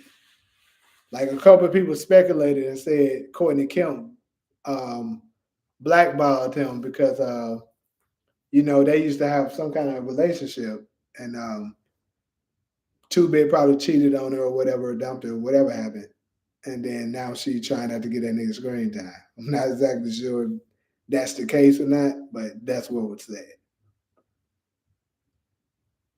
He said, "Rolled you," and I'm pretty sure I'm saying his name wrong. What is it? Rogers was the dude in the wheelchair. Oh crap, that is him. I know exactly who you're talking about now. Damn. And Diamond had beef with in season one. Jay is in a wheelchair it's in real life, by the way. Whoa, he is? I did not know that. I never knew that, bro. That's crazy. They wasted two big kids. Yeah, bro. Like, and I'm telling you, it might have something to do with what I just said, bro. Because why have a character that built up like that, especially the way they built him up for season six, and then just fumble him like that? You don't see him no more. It doesn't even make sense. In Two Bit's case, that's why you shouldn't sleep with your own boss. Yeah, hey. But hey, it also could be the reason why we even know him is because he slept with his boss too, though. Hey, I'm just saying.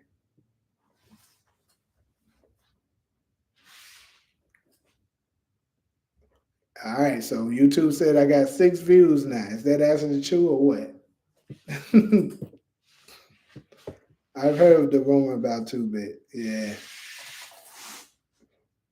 because I know when the crew has it, he was saying, talking about other stuff. But I'm pretty sure he probably just covering it up.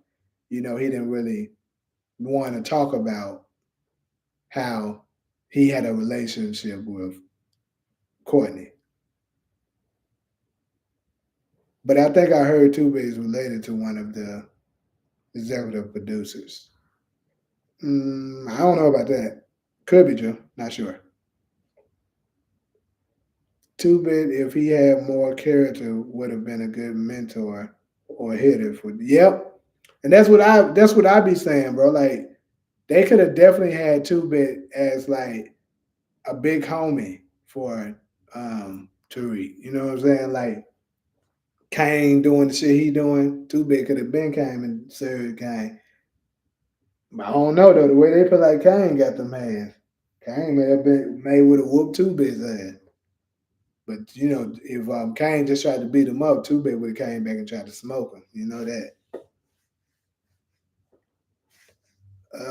Two Bit, if he had more character, I just said that. My bad.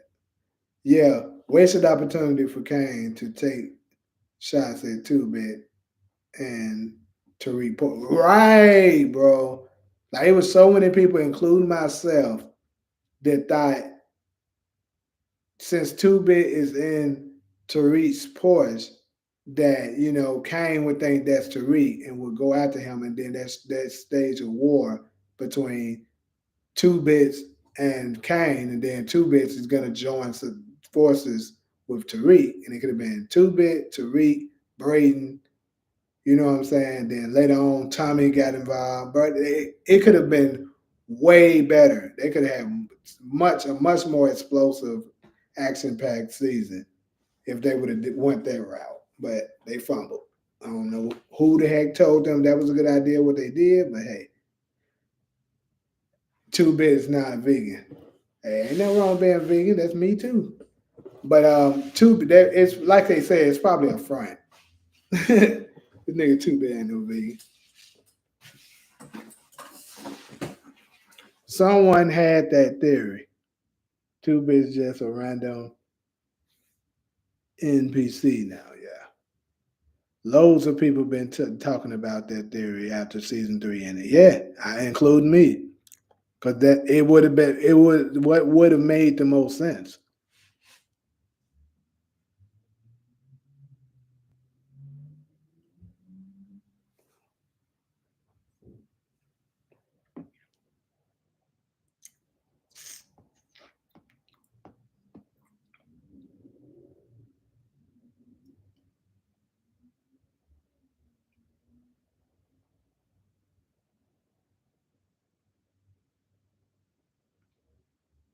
All right, bro. Good talking with you, CG.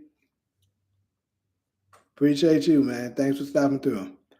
Yeah, I'm about to go ready to head out pretty soon too. Any last remarks for the people that's still on? See you next time, bro.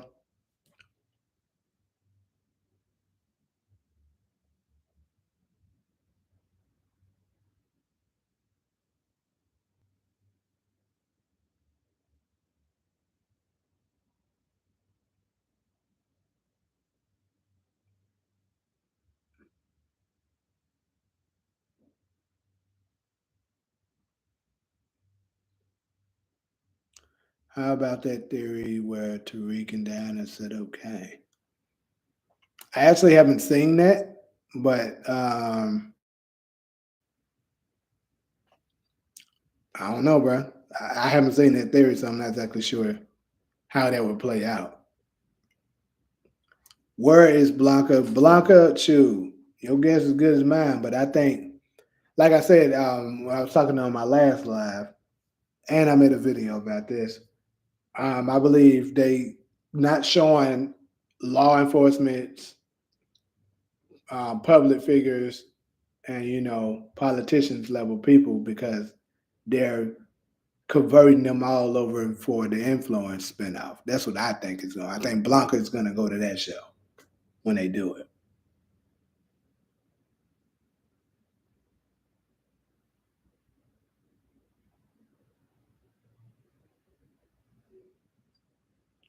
All right, Juanita. Have a good night. I think you're on the East Coast, right, Juanita? Blanca don't want to get smoked by Tariq. That's why she out to the show. Oh God, she see what's happening. She like, look, when it comes down to them St. Patricks, them damn Tejadas and them or Egan, it ain't looking good for you. Them folk ignorant as hell. Leave it alone. All right, cool. Anybody in the West Coast like me, or am I the only one?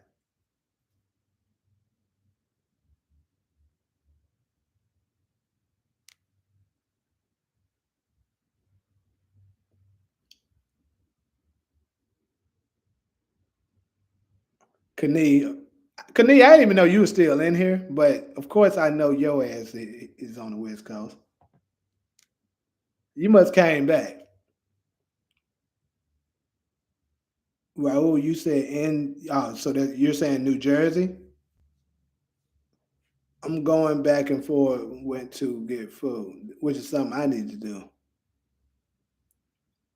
You think the second half of season four would be absolutely? It gotta be better because season four, the first half.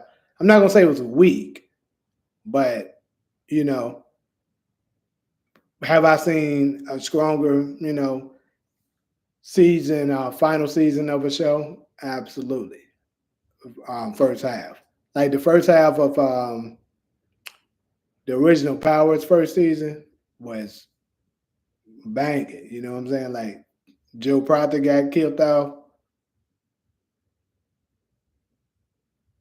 So yeah, I believe they're gonna give us with they're gonna hit us with some interesting stuff that we probably not gonna see coming.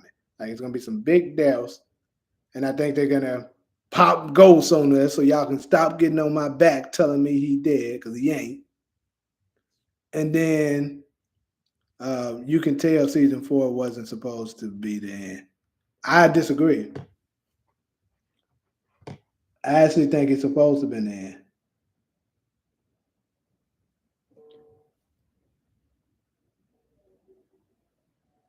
because, like I was saying, remember when I did the live?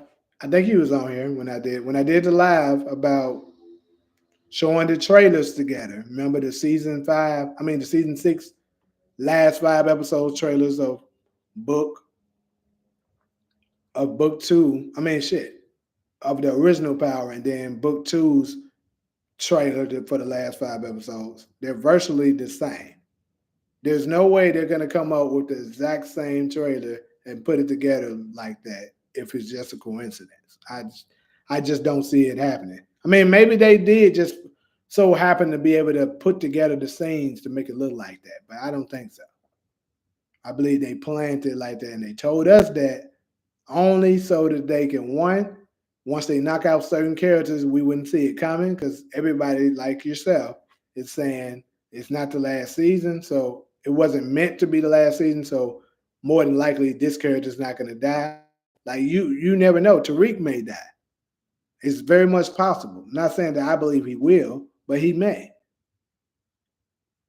And if you didn't think that, if everybody has the mentality that this not supposed to be his last episode, you're gonna think, oh, Tariq's safe. Tariq's not dying. When in actuality he could. The same with all the rest of the characters. And also, most importantly, if they trick us that this is not the last season, well, not supposed to be the last season, then we probably wouldn't think Ghost is gonna show up on us like that. So yeah, if Ghost come back, I will personally apologize to every section on every video. Okay, I'm gonna look at all my videos and say, "Hey, you missed one," and I'm gonna tag you in it because I'm telling you that bag coming. Because if it end up being up true, I know everybody gonna flag me, including me.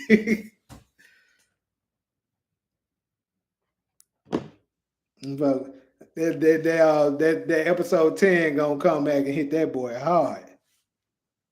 Jeff reviews, welcome. I think Ghost comes back for Yaz when Tasha die.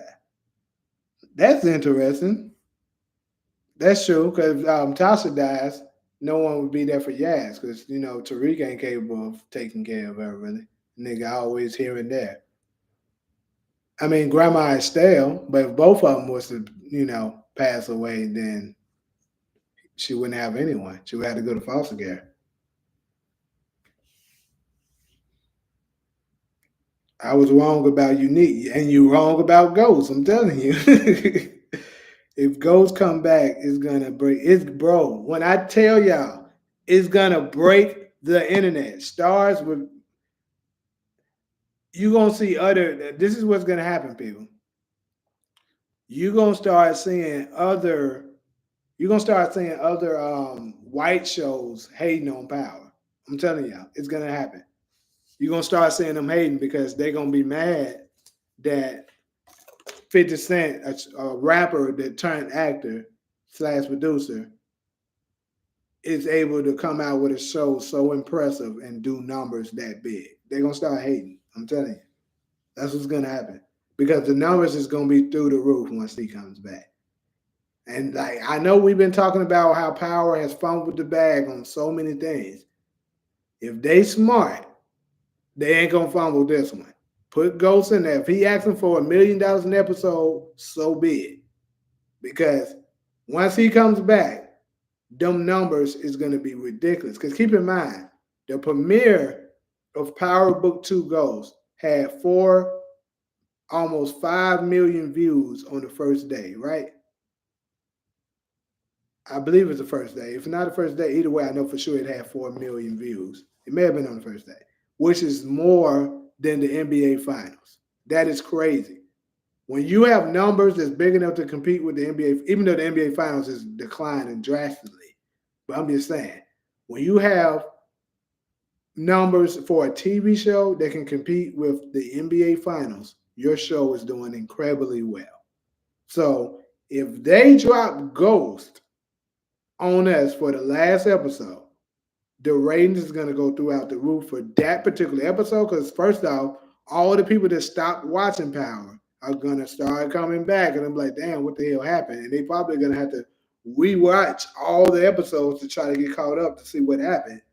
Then on top of that, the premiere for whatever the new spinoff is going to be is going to have all-time great level premiere ratings because so many people are going to tune in because they're going to be like, what the hell is going on with Ghost? How did he survive? How did he end up here? So trust me, they're gonna do records setting numbers. The whole Instagram post with 50 and Amari was the playoff he coming back. That's exactly what it is. Like the moment I seen them doing that fake beef, I said, "Boy, that's fake as hell." Them folks is creating um, publicity stunts so that they can think that they don't like each other, and everybody will like get the mindset. Because I seen a couple of people saying this. Oh, Ghost ain't coming back now. Him and then 50 Cent into it. 50 ain't gonna let their mind back on his show, and they going at each other like that. That's the mentality that they want us to have. So when he pops up on us, everybody gonna be in shock. You think it stays? With 50 and Omari, absolutely. Hell yeah, it stays. Them folks don't got no real beef.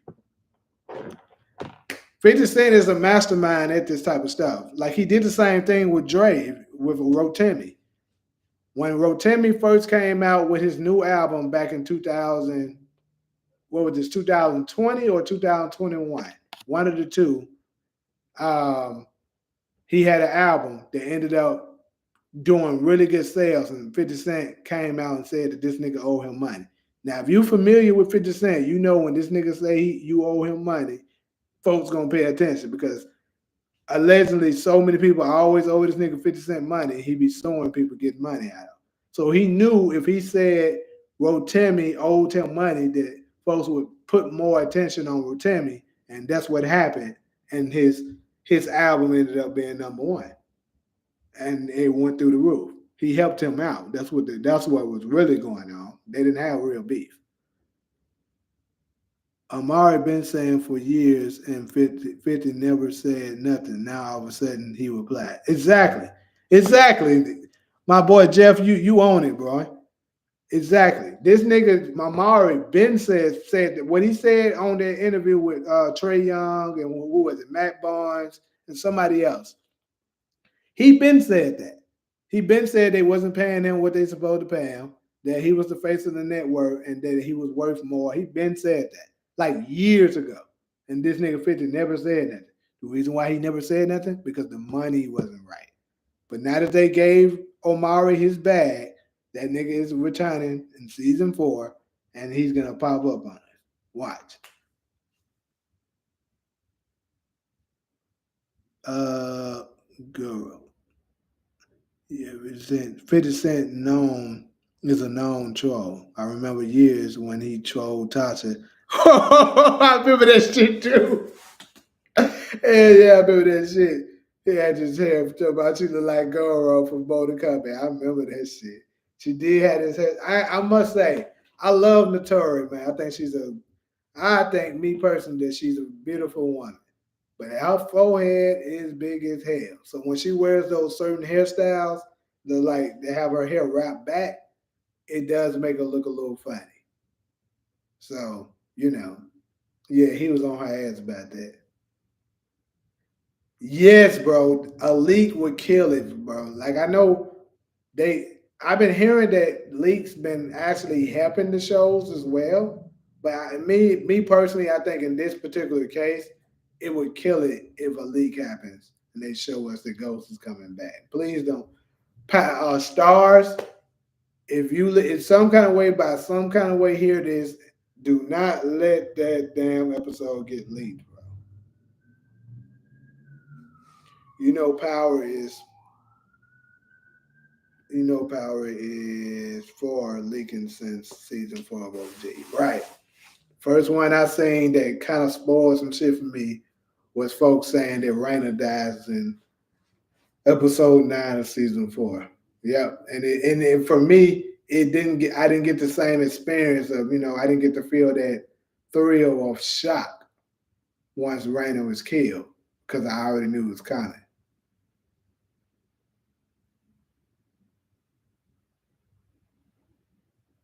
It's really crazy. This season 3 now, the folks had episode 9 and 10 leaked.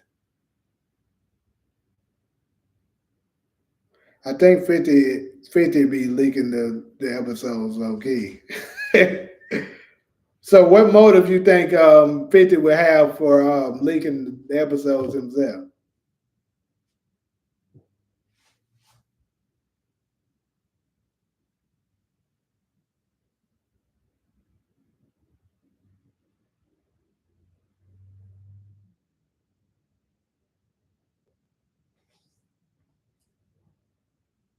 Might be nothing else get leaked on Stars. Hopefully, something differently gonna happen every year to cause hype and get back at Stars. They had beef apparently. Yeah, I heard about that.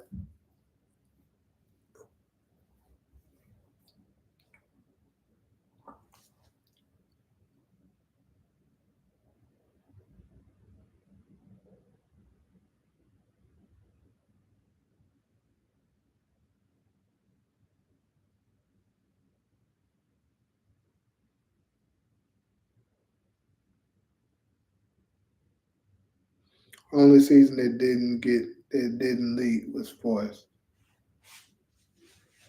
Yeah, Force didn't have none. Raising Kanan definitely got leaked. With unique man killed though.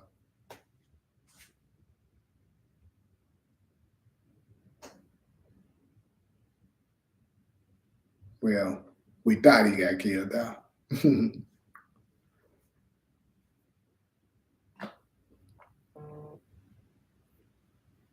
Well, anyway, good people, like I said, it's now been 4 hours. It's crazy. This is the longest live I've ever done.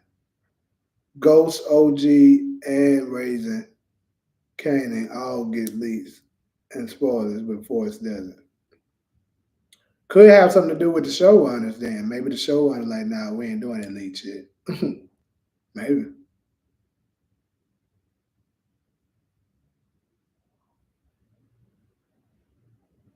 But yeah, like I said, uh, I'm about to go ahead and go here because I got some more videos to make. Yeah, salute to you too, man. I really appreciate everybody who tuned in. Appreciate that support. Appreciate you always coming in to support. And yeah, definitely look forward to the next live. Who knows? Might jump on here tomorrow if I feel like if I find some time to do it. But yeah, I got to go ahead and make some new videos to put out and stuff like that, and actually give me something to eat and all that as well. But yeah, till the next time, really appreciate y'all, man. Y'all be safe.